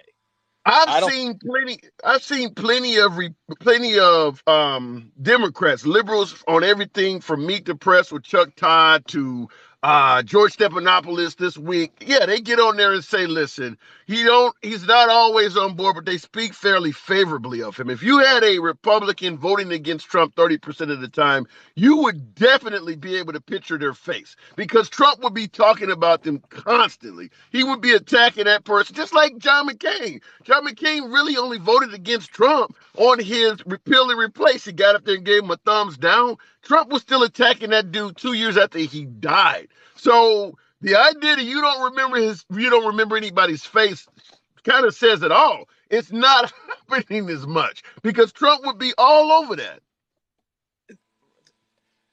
I hear what you're saying, and I'm not as astute as you are as far as politics goes. You are absolutely superior than I am for sure. Never heard it. Appreciate that. Thank you. Thank you. It's a first. That's a first. Thank you. I appreciate it though, man. No, but I'm just simply saying though, on just being honest, Trump demands a very high level of loyalty. In fact, he's already saying that if Ron DeSantis runs, he considers that to be disloyal, which is why I'm just simply saying that if you had a Christian Cinema or Joe Manchin on the Republican side of the aisle, Trump would be going gung-ho on that person every day. You would have no problem remembering their face because Trump would literally be tattooing it in yours. You would know who that person is. Right. Yeah, you're 100% correct. I hear what you're saying for sure on that, and ultimately, I think the Republican Party has places and rooms to grow. They're not a perfect party. Yeah. Nobody's perfect or anything like that, but, Fair enough. there's definitely places for him to grow. But hey, I wanted to look up. So there was somebody that was, that you had on a couple guests ago that was talking about the amount of, where did it go? I think I lost it. I pulled it up. It was the amount of excess deaths that we've had over the last year. Yes. He said 1 million. Yeah. And he said it was a million or something like that. Right. Which seemed like an absolute ton and everything. Not in a country of 330 million people that's all going through the pandemic at the same time. 1 million is actually not that much. And when you look at it, so this is the United States historical death rate. So per 1,000 people. Okay. I shouldn't have said the D word, but this is their rate. So 2020, they got 2022 is 9.075, 21 is 8.977, 20 is 8.8, 19 is 8.7, 8.6, 8.5, 8.4, 8.3, 8.2, 8.1, 8.1, 8.1, 8.1, 8.1, 8.2, 8.2. So back to 2006, we were at 8.2, right? Okay. So is it higher? Yes, but if you look incrementally, it's not really out of whack or out of line or anything like that. And the source of this is the U.S. National World Population Prospects. So it's like an actual good data source, right? This isn't, whatever you want to call anti-vaxxer status. I mean, this is the actual things. So I would propose that, like you said, the amount of excess deaths, especially in the beginning, they were blaming everything on COVID. Yeah. Every single death in the entire was just blamed on them, Yeah. And you got people out there that are nervous about getting, the jab, but you had people like Fauci, and you had the president, and you had all of these people coming out and saying, if you get the jab, you cannot spread the jab. And then if you get the jab, you can't. And that's something I have debates on my Facebook page and things like that with other folks on the right, and they talk about the misinformation coming out. And my response is always the same. I'm not a physician. I'm not a virologist. And I don't know what to do when I'm hearing Fauci say stuff that may not come true. I'm getting QAnon saying the stuff is poison and it's going to kill millions of people and it's meant to thin the herd. There's all sorts of false information flying out. I'm still looking for the people that have magnets sticking to them. So I don't know where to go other than my own family physician. I got a cardiologist. I got an ENT, ear, nose, and throat doctor. All of them have told me to take the vaccine. So these people have known me, been working with me for over a decade. If those folks tell me that this is in your best interest and they don't all even know each other, that's what I'm gonna roll with. I'm not gonna roll with my garbage man or my neighbor or the mailman that says don't take this. You deliver packages. You don't treat viruses. You don't treat people. So that's the way I personally look at it. But I understand everybody views this differently, and people are taking their advice from, people all over the damn place. But I do agree with you that in the beginning, hell, if you died of emphysema, asthma, bronchitis, anything respiratory, you were a COVID death. I mean, I don't believe that the numbers are 100% accurate. I agree with that part. And the other thing is I agree. You should be taking a look at your personal physician and things like that. But really, what got scary to me was the personal freedoms that they started taking away, and when the arms of our government were weaponizing free speech. What freedoms did you lose? What freedoms did you lose? That I was not allowed to go to the store if I didn't have a vax card.